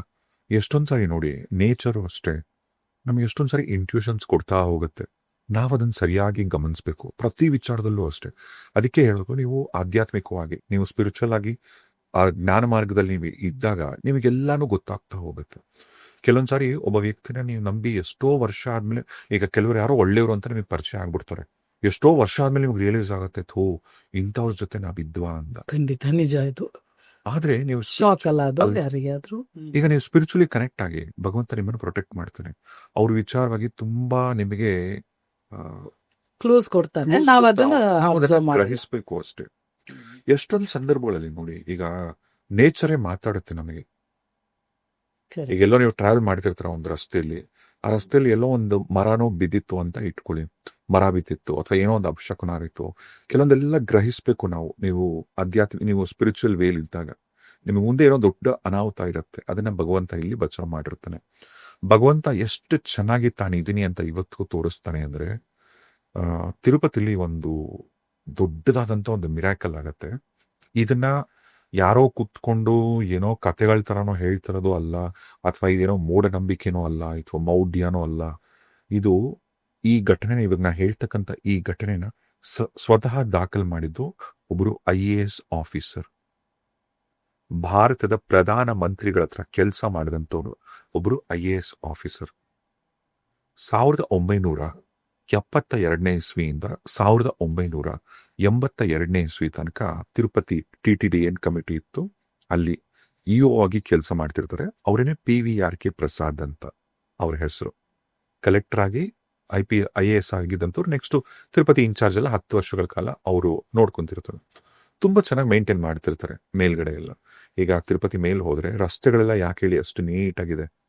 ಅಲ್ಲಿ ಹೋಗ್ತಕ್ಕಂಥವ್ರು ಎಲ್ಲರಿಗೂ ಭಕ್ತರೆಲ್ಲ ಉಳ್ಕೊಳ್ಳೋಕ್ಕೆ ಊಟದ ವ್ಯವಸ್ಥೆಯಿಂದ ಪ್ರತಿಯೊಂದು ಚೆನ್ನಾಗಿರುತ್ತಲ್ಲ, ಅಷ್ಟು ಚೆನ್ನಾಗಿ ಮೇಂಟೈನ್ ಮಾಡುತ್ತೆ ಆಡಳಿತ ಮಂಡಳಿ TTD. ಇವರು PVRK ಪ್ರಸಾದ್ ಅವ್ರು ಏನಿದ್ರು, ಇವರ ಆಡಳಿತದ್ದು ಕೂಡ ತುಂಬಾ ಚೆನ್ನಾಗಿತ್ತು. 1970s ಕತೆ ನಾನು ಹೇಳ್ತಿದ್ದು. ಅವಾಗೆಲ್ಲ ಹೆಂಗೆ ಅಂದ್ರೆ ಪ್ರತಿದಿನ, ಇವಾಗಾದ್ರೆ ಲಕ್ಷಾಂತರ ಜನ ಹೋಗ್ತಾರೆ ದರ್ಶನಕ್ಕೆ. ಅವಾಗ ಪ್ರತಿದಿನ 20 ರಿಂದ 21 ಸಾವಿರ ಹೋಗೋರಂತೆ. ಮ್ಯಾಕ್ಸ್ ಅಂದ್ರೆ 25,000 ಜನ ಭಗವಂತನ ದರ್ಶನ ಮಾಡ್ಕೊಳಕ್ ಹೋಗ್ತಿದ್ದು. ಇವ್ರಿಗೆಲ್ಲ ವ್ಯವಸ್ಥೆ ಮಾಡಿಕೊಡೋದು, ಕಾಟೇಜಸ್ ಕೊಡೋದು, ಲಡ್ಡು ಹಂಚೋದು, ದರ್ಶನಕ್ಕೆ ನೀಟಾಗಿ ಪ್ಲಾನ್ ಮಾಡೋದು, ಇದೆಲ್ಲ ಸರಿ ಹೋಗ್ತಾ ಇತ್ತು.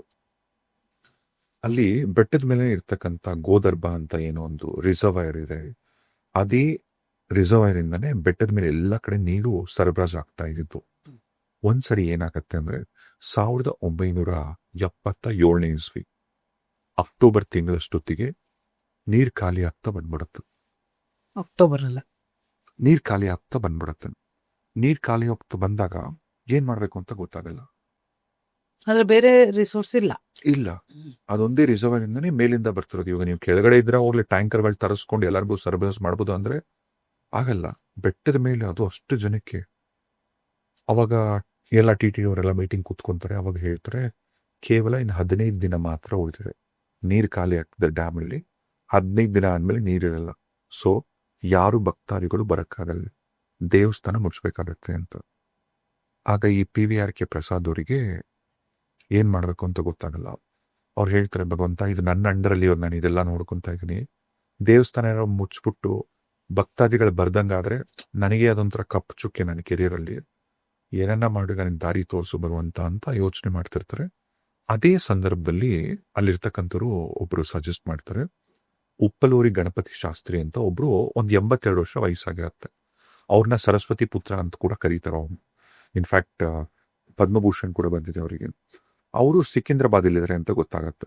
ಅವ್ರ ಹತ್ರ ಇದಕ್ಕೆ ಸೊಲ್ಯೂಷನ್ ಸಿಗತ್ತೆ ಅಂತಂದ್ಬಿಟ್ಟು ಅಲ್ಲಿ TTD ಹೇಳಿದಾಗ ಇವರು ಪ್ರಸಾದ್ ಅವ್ರಿಗೆ ಹೋಗ್ತಾರೆ ಅಲ್ಲಿಗೆ ಹೋದಾಗ 82 ವರ್ಷ ಅವ್ರು ಆಲ್ರೆಡಿ ವಯಸ್ಸಾಗಿದ್ದವರಿಗೆ ಹೇಳ್ತಾರೆ, ಇನ್ನು ಬರೀ 15 ದಿನ ಮಾತ್ರ ಬಾಕಿ ಇದೆ, ನೀರಿಲ್ಲ ಅಂದ್ರೆ ದೇವಸ್ಥಾನ ಮುಚ್ಚಬೇಕಾಗತ್ತೆ, ಮತ್ತೆ ಗೊತ್ತಿಲ್ಲ ಇದು ಏನ್ ಮಾಡ್ಬೇಕು ಅಂತ, ದಯವಿಟ್ಟು ನೀವೊಂದು ಸಹಾಯ ಮಾಡಿ ಈ ವಿಚಾರದಲ್ಲಿ ಅಂತ. ಆಗ ಅವ್ರು ನಗಕ್ ಶುರು ಮಾಡ್ತಾರೆ. ಯಾಕೆ ನಗ್ತಿದ್ದೀರಾ ಅಂದ್ರೆ, ನೀ ಏನೋ ಒಂದು ಸಮಸ್ಯೆ ಎತ್ಕೊಂಡ್ ಬಂದಿದ್ಯಾ, ಪರಿಹಾರ ಇರೋದಿಕ್ಕೆ ನೀನ್ ಇಲ್ಲಿ ಬಂದಿದ್ಯಾ, ಖಂಡಿತ ಆಗತ್ತೆ, ಹೋಗು, ಏನು ಮಾಡಬೇಡ, ಇದನ್ನ ನಾನು ಹೇಳ್ಕೊಡ್ತೀನಿ, ವರುಣ ಜಪ ಮಾಡು. ಹೋಗ್ಬಿಟ್ಟು ತಕ್ಷಣ ಇಲ್ಲಿ ಒಂದಷ್ಟು ಜನ ಸಾಧಕರನ್ನ ಇಲ್ಲಿ ಎಲ್ಲಾನು ಕಳಿಸ್ಕೊಡ್ತೀನಿ, ಮತ್ತೆ ಹಿಂಗೇನ್ ಮಾಡ್ಬೇಕು, ವರ್ಣ ಜಪ, ವರ್ಣನ್ ಕುರಿತಾಗಿ ಜಪ ಮಾಡು, ಸರಿ ಹೋಗತ್ತೆ. ಇದು ಒಂದು 3 ದಿನ ಮಾಡ್ಬೇಕಾಗತ್ತೆ, ಇಂತಿಂತ ನಕ್ಷತ್ರದಲ್ಲಿ ಇಂತಿಂತ ಲಗ್ನದಲ್ಲಿ ಮಾಡ್ಬೇಕಿದನ್ನ ಮಾಡು ಅಂತಂದ್ಬಿಟ್ಟು. ಅವರಿಗೆ ಓಕೆ, ಇದೇನೋ ಹೇಳಿದರೆ, ಸರಿ ಆಯ್ತು ಮಾಡೋಣ, ಕೇವಲ ಇನ್ನೊಂದು ವಾರ ಮಾತ್ರ ಬಾಕಿ ಇದೆ, ಎಲ್ಲರೂ ನೀರ್ ಖಾಲಿ ಆಗ್ಲಿಕ್ಕೆ. ತಿರುಮಲಕ್ಕೆ ಬಂದ್ಬಿಟ್ರಿ ಇವರು, ಪ್ರಸಾದ್ ಅವರು ಬಂದ್ರು, ಮತ್ತೆ ಅವರು ಗಣಪತಿ ಶಾಸ್ತ್ರಿಗಳು ಅವ್ರು ಕಳ್ಸಿದ್ರಲ್ಲ ಅವ್ರದೊಂದು ತಂಡನ, ಅವರು ಕೂಡ ಇಲ್ಲಿ ಬಂದ್ರು. ಶಾಸ್ತ್ರಿಗಳನ್ನ ಕೇಳ್ಕೊತಾರೆ ಇವರು, ನೀವು ಕೂಡ ಬನ್ನಿ, ಪೂಜೆ ನಿಮ್ ಕೈಲೇ ಆಗ್ಲಿ ವರ್ಣ ಜಪ ಅಂತ. 85 ವರ್ಷ ಅವ್ರನ್ನ ಈ ವಯಸ್ಸಲ್ಲಿ ನಾನು ಬರಕ್ಕಾಗಲ್ಲ, ಆರೋಗ್ಯದ ಸಮಸ್ಯೆ ಇರೋದ್ರಿಂದ ಅವರು ತಂಡನ ಕಳಿಸ್ಕೊಡ್ತಾರೆ. ಇವರೆಲ್ಲ ಬರ್ತಾರೆ, ಬಂದ್ಬಿಟ್ಟು ವರ್ಣ ಜಪ ಶುರು ಮಾಡ್ಬೇಕು ಅಂತ ಎಲ್ಲ ರೆಡಿ ಮಾಡ್ಕೊಂತಾರೆ. ಇದು 1979 ಇಸ್ವಿ ನವೆಂಬರ್ 7ನೇ ತಾರೀಕು. ನವೆಂಬರ್ 8ನೇ ತಾರೀಕಿಂದ ವರುಣ ಜಪ ಶುರು ಆಗೋದು. ಅದಕ್ಕೇನೇನ್ ಬೇಕು, ನವೆಂಬರ್ 8ನೇ ತಾರೀಕಿಗೆ ಎಲ್ಲ ರೆಡಿ ಮಾಡ್ಕೊಂಡು ಸಿದ್ಧತೆ ಎಲ್ಲ ಇದೆ. ನವೆಂಬರ್ 7ನೇ ತಾರೀಕು ಆಗ ಪ್ರಸಾದ್ ಅವರು, PVK ಪ್ರಸಾದ್ ಅವರು, ಯಾರು IAS ಆಫೀಸರ್ ಇದ್ರು, ಅವರು ಭಗವಂತನ ನೆನೆಸ್ಕೊಂಡು ಮನ್ಸಲ್ಲೇ ನೆನೆಸ್ಕೊಂಡು ಕೇಳ್ಕೊಂತಾರಂತ, ಭಗವಂತ ಇದನ್ನ ನಾನು ನಂಬಿ ಮಾಡ್ತಾ ಇದ್ದೀನಿ, ನನಗಿದು ಸರಿನೋ ತಪ್ಪೋ ಗೊತ್ತಿಲ್ಲ, ನನಗೆ ಇನ್ನೊಂದು ವಾರದಲ್ಲಿ ನೀರಿಲ್ಲ ಅಂದ್ರೆ ದೇವಸ್ಥಾನ ಮುಚ್ಚಬೇಕಾಗತ್ತೆ, ಭಕ್ತಾದಿಗಳಿಗೆಲ್ಲ ಹಿಂಗಾಗತ್ತೆ, ನನಗೆ ಗೊತ್ತಿಲ್ಲ ಭಗವಂತ, ನೀನೇ ನಂಗೆ ದಾರಿ ತೋರಿಸ್ಬೇಕು ಅಂತ ಅಂದ್ಬಿಟ್ಟು ಪ್ರೇ ಮಾಡ್ತಾರೆ ಅಷ್ಟೆ. ಹ್ಮ್. ನವೆಂಬರ್ 7ನೇ ತಾರೀಕು 1979 ಇಸ್ವಿ. ಪ್ರತಿದಿನ ರಾತ್ರಿ ಭಗವಂತನಿಗೆ ಏಕಾಂತ ಸೇವೆ ಆದ್ಮೇಲೆ 4 ಗಂಟೆಗಳ ಕಾಲ ದೇವಸ್ಥಾನದ ಬಾಗಿಲನ್ನ ಮುಚ್ತಾರೆ. ಮತ್ತೆ ಬೆಳಗ್ಗೆ ಸುಪ್ರಭಾತ ಸೇವೆಗೆ ಭಗವಂತನ ದೇವಸ್ಥಾನ ಅಲ್ಲಿ ಓಪನ್ ಆಗ್ತಕ್ಕಂಥದ್ದು. ಅವತ್ತು ರಾತ್ರಿ ನವೆಂಬರ್ 7ನೇ ತಾರೀಕು ರಾತ್ರಿ ಮಧ್ಯರಾತ್ರಿ 1-1:30 ದೇವಸ್ಥಾನದ ಎಲ್ಲ ಬಾಗಿಲುಗಳು, ದೇವಸ್ಥಾನ ಎಲ್ಲ ಕ್ಲೋಸ್ ಆಗಿದೆ. ಯಾರು ದೇವಸ್ಥಾನದಲ್ಲಿಲ್ಲ. ಜೋರಾಗಿ ಗಂಟೆಗಳು ಹೊಡ್ಕೊಳಕ್ ಶುರು ಆಗುತ್ತೆ. ಒಂದ್ಸರಿ ಅಲ್ಲ, ಗಂಟೆಗಳು ಹೊಡಿತಿರುತ್ತೆ. ದೇವಸ್ಥಾನದ ಪೂರ್ತಿ ಗಂಟೆ ಸದ್ದು. ಆ ಗಂಟೆ ಸದ್ದಿಗೆ ಆ ದೇವಸ್ಥಾನದಲ್ಲಿ ಮೇಲ್ಗಡೆ ಯಾರೇ ಮಲಗಿದ್ರಲ್ಲ ಪ್ರತಿಯೊಬ್ಬರು ಎದ್ದು ಬಿಡ್ತಾರೆ. ಎಲ್ಲ ಎದ್ದು ದೇವಸ್ಥಾನದ ಮುಂದೆ ಓಡಿ ಬಂದರೆ ಗಂಟೆ ಸದ್ದು ಇನ್ನೂ ಒಳಗೆ. ಇವರು ಪ್ರಸಾದವರು ಎಚ್ಚರಿಕೆ ಆಗೋದು ಎಲ್ಲ ಬಂದು ನೋಡಿದ್ರೆ ಗಂಟೆ ಸದ್ದು ಬರ್ತಾನೆ ಇದೆ. ಎಲ್ಲ ಮುಖ ನೋಡ್ಕೊತಾ ಇದ್ದಾರೆ, ಏನಿದು ಅಂತ. ಆಮೇಲೆ ಗಂಟೆ ಸದ್ದು ನಿಲ್ಲತ್ತೆ. ಮಾತಾಡ್ಕೊಂತ ಪ್ರಸಾದವರು ಕೇಳ್ತಾರೆ, ಒಳಗೆ ಯಾರಾದರೂ ಇದ್ದಾರಾ ಅಂತ. ಇಲ್ಲ, ಯಾರೂ ಇರೋಕ್ಕೆ ಸಾಧ್ಯನೇ ಇಲ್ಲ. ಯಾಕಂದರೆ ಬಾಗಿಲು ಹಾಕೊಂಡು ಬಂದಿರ್ತೇವೆ ನಾವು. ಒಬ್ಬರೇ ಇದ್ರೂ ಕೂಡ ಅಷ್ಟು ಗಂಟೆ ಸದ್ದುಗಳು ಮಾಡೋಕ್ಕೆ ಸಾಧ್ಯನೇ ಇಲ್ಲ. ಮಾರನೇ ದಿನ ಬೆಳಗ್ಗೆ ದೇವಸ್ಥಾನ ಓಪನ್ ಮಾಡ್ತಾರೆ. ಓಪನ್ ಮಾಡಿದಾಗ ಯಾರೂ ಇರಲ್ಲ. ನವೆಂಬರ್ 8ನೇ ತಾರೀಕು ಇವರು ಗುರುಜಿಯವರು ಹೇಳಿದಂಥ, ಸ್ವಾಮೀಜಿಯವರು ಹೇಳಿದಂಥ ಆ ಲಗ್ನ ನಕ್ಷತ್ರ ಏನಿರುತ್ತೆ ಅದೇ ಲಕ್ಷಣದಲ್ಲಿ ವರ್ಣ ಜಪ ಶುರು ಮಾಡಿದ್ದಾರೆ. ಪ್ರಸಾದವರು ಕೂಡ ಇರ್ತಾರೆ. ಸಾಕಷ್ಟು ಜನ ಎಲ್ಲರೂ KT ಮೆಂಬರ್ಸ್ ಆಗಲಿ ಭಕ್ತಾದಿಗಳೆಲ್ಲರೂ ಪಾಲ್ಗೊಳ್ತಾರೆ. ವರ್ಣ ಜಪ ಶುರು ಆಗುತ್ತೆ. ಮೊದಲನೇ ದಿನ ಮುಗೀತು, 2ನೇ ದಿನ ಮುಗೀತು, 3ನೇ ದಿನ ಮುಗೀತು. ಈ ವರ್ಣ ಜಪ ಮಾಡೋ ಟೈಮಲ್ಲೇ ಮಳೆ ಬರಬೇಕು. ಇವರು ಪ್ರಸಾದವ್ರು ಬೇರೆ ಎಲ್ಲ ಕಡೆ ಹೇಳ್ಬಿಟ್ಟಿದ್ದಾರೆ, ನಾವು ಈ ವರ್ಣ ಜಪ ಮಾಡ್ತೀವಿ, ಮಳೆ ಬಂದೇ ಬರುತ್ತೆ, ಭಗವಂತ ಇದ್ದಾನೆ, ಮಳೆ ಬಂದೇ ಬರುತ್ತೆ. ವರ್ಣ ಜಪ ತುಂಬ ಚೆನ್ನಾಗಿ ಆಯಿತು. 3 ದಿನ ಇವ್ರು ಏನು ಮಾಡಿದ್ರಲ್ಲ ಇಷ್ಟೊಳಗೆ ಬರಬೇಕಿತ್ತು ಮಳೆ. 3 ದಿನ ಜಪ ಮುಗಿದಿತ್ತು. ಬೆಳಗ್ಗೆ ಕಂಪ್ಲೀಟ್ ಆಗತ್ತೆ. ಬೆಳಗ್ಗೆ 8:30 9 ಗಂಟೆಗೆ ಸುಡೋ ಬಿಸಿಲು. ಮಧ್ಯಾಹ್ನ 1 ಗಂಟೆಗೂ ಸುಡೋ ಬಿಸಿಲು. ಪ್ರಸಾದವ್ರು ಆಕಾಶ ನೋಡ್ತಾರೆ. ಒಂದ್ಸಾರಿ ಒಂದು ಮೋಡ ಇಲ್ಲ, ಹೆವಿ ಬಿಸಿಲು, ನವೆಂಬರ್ ತಿಂಗಳದು. ಅವ್ರು ಅನ್ಕೊಂತಾರೆ ಅಷ್ಟೇ, ಏನೋ ನನ್ನ ಹಣೆ ಬರಹ ಇದು, ಮೋಸ್ಟ್ಲಿ ಇದಾಗಿಲ್ಲ ಅಂತಂದರು. ಎಲ್ಲರಿಗೂ ಬೇಜಾರಾಗಿ ಹೋಗತ್ತೆ. ಅಲ್ಲಿ ಯಾರು ಸಾಧಕರೆಲ್ಲ ಬಂದು ಈ ವರ್ಣ ಜಪ ಎಲ್ಲ ಮಾಡಿದ್ರಲ್ಲ, ದೇವಸ್ಥಾನದಿಂದ ಒಂದು 500 ಮೀಟರ್ ದೂರದಲ್ಲಿ ಎಲ್ಲ ಕೂತ್ಕೊಂಡೆಲ್ಲ ಮಾಡಿದ್ದು. ಅವರು ಹೋಮ ಎಲ್ಲ ಮಾಡಿದ್ದು. ಬೇಜಾರಾಗೋಯ್ತು. ಅಲ್ಲೇ ಕೂತಿದ್ರು ಎಲ್ಲರೂ. ಅಷ್ಟೇ, ಇನ್ನೇನು ಆಗಲ್ಲ ಅಂತ. ಸರಿ ಆಯಿತು, ದೇವಸ್ಥಾನಗಳಿಗೆಲ್ಲ ಹೋಗೋಣ ಅಂದ್ಬಿಟ್ಟು ಎದ್ದೇಳ್ತಾರೆ. ಸಾಯಂಕಾಲ 5 ಗಂಟೆ ಆಗಿರುತ್ತೆ ಅಷ್ಟು. ಎಲ್ಲರೂ ದೇವಸ್ಥಾನದ ಒಳಗೆ ಹೋಗ್ಬೇಕು ಅಂತ ಇನ್ನೇನು ಹೋಗ್ತಿರ್ತಾರೆ. ಶುರು ಆಗತ್ತೆ ಮಳೆ. ಎಂಥ ಮಳೆ ಬೀಳತ್ತೆ ಅಂದರೆ ಇಮ್ಯಾಜಿನ್ ಮಾಡ್ಕೊಳ್ಳಿ. ದೇವಸ್ಥಾನದ ಮುಂದೆ ಇವರು ವರ್ಣ ಜಪ ಮಾಡಿದ್ರಲ್ಲ, ಅವರಿಗೆ ದೇವಸ್ಥಾನದ ಒಳಗೆ ಕೂಡ ಹೋಗಕ್ಕಾಗಲ್ಲ, ಅಷ್ಟು ಜೋರಾಗಿ ಮಳೆ ಬರಕ್ಕೆ ಶುರು ಆಗತ್ತೆ. ಅಲ್ಲಿಂದ ಅಲ್ಲಿಗೆ ಹೋಗಕ್ಕೂ ಆಗ್ತಿಲ್ಲ. 1 2 3 4 ದಿನ ಮಳೆ ಬೀಳತ್ತೆ. ಅಲ್ಲಿ ಯಾವ ಹಂತಕ್ಕೆ ಮಳೆ ಬರುತ್ತೆ ಅಂದ್ರೆ ಆ 3 ದಿನದಲ್ಲಿ ಆ ರಿಸರ್ವರ್ ತುಂಬೋಗತ್ತೆ. ಇನ್ನೊಂದು ವಿಶೇಷತೆ ಏನು ಅಂದ್ರೆ, ಈ ಮಳೆ ಬರೋದು ಬರೀ ಆ ತಿರುಮಲ ಬೆಟ್ಟದಲ್ಲಿ ಮಾತ್ರ, ಇನ್ನೆಲ್ಲೂ ಇಲ್ಲ. ಅಕ್ಕಪಕ್ಕದ ಯಾವ ಪ್ರದೇಶದಲ್ಲೂ ಮಳೆ ಇಲ್ಲ. ಇದಕ್ಕಿಂತ ಭಗವಂತನ ಪ್ರೆಸೆನ್ಸ್ ಬೇಕು. ಇದನ್ನ ಹೇಳಿದಾಗ, ಭಗವಂತನ ಪ್ರೆಸೆನ್ಸ್ ಅಂದಾಗ ನಂಗೊಂದು ನೆನಪಾಗೋದು ನಿಮ್ಮ ಅನುಭವ. ನೀವು ತಿರುಪತಿಗೆ ಹೋದಾಗ, ಇಫ್ ಯು ರಿಮೆಂಬರ್, ಒಂದು ಲಡ್ಡುದು ಅನುಭವ ಹೇಳಿದ್ರಿ. ಅದನ್ನ ನೀವು ಯಾಕೆ ಶೇರ್ ಮಾಡಬಾರ್ದು? ಯಾಕಂದ್ರೆ ಸ್ವತಃ ನೀವು ಅನುಭವಿಸಿರೋದಲ್ವಾ. ಖಂಡಿತ ಒಳ್ಳೇದ್ ಜ್ಞಾಪಸರಿ ಅದೊಂದು. ಆಮೇಲೆ ಇವಾಗ ಇಷ್ಟೊತ್ತು ನಾನು ಏನ್ ಹೇಳಿದಲ್ಲ, PV ಪ್ರಸಾದ್ ಅವರು, ಇದು ಯಾವುದೋ ಕತೆ ಅಲ್ಲ, ಇದು ಸ್ವತಃ ಅವ್ರ ಎಕ್ಸ್ಪೀರಿಯನ್ಸ್ ನೀವು ನೋಡ್ಬೋದು. ಅವರೇ ಒಂದು ಬುಕ್ ಕೂಡ ರಿಲೀಸ್ ಮಾಡ್ತಾರೆ, when I saw Tirupati Balaji ಅಂತ.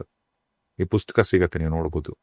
ಸ್ವತಃ ಒಬ್ರು IAS ಆಫೀಸರ್ ಖುದ್ದು ಅವರೇ ವಿಟ್ನೆಸ್ ಮಾಡಿದಂತ ಅದ್ಭುತ ಆಗಿದೆ.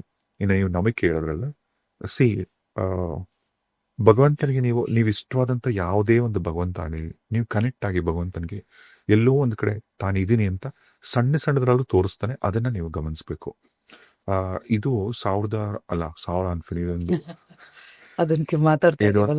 8-9 ವರ್ಷದ ಮುಂಚೆ ಅನ್ಸುತ್ತೆ. ತಿರುಪತಿಗೆ ಹೋಗಿದ್ವಿ ಎಲ್ಲ, ಫ್ಯಾಮಿಲಿ ಎಲ್ಲ ಹೋಗಿದ್ವಿ. ನನ್ನ ತಂಗಿ ರಂಜು ಬಂದೋರ್ಲು, ಆಮೇಲೆ ಪ್ರೇಮಕ್ಕ ಬಂದಿದ್ರು, ಆಮೇಲೆ ಅಮ್ಮ, ಫುಲ್ ಎಲ್ಲ ಹೋಗಿದ್ವಿ.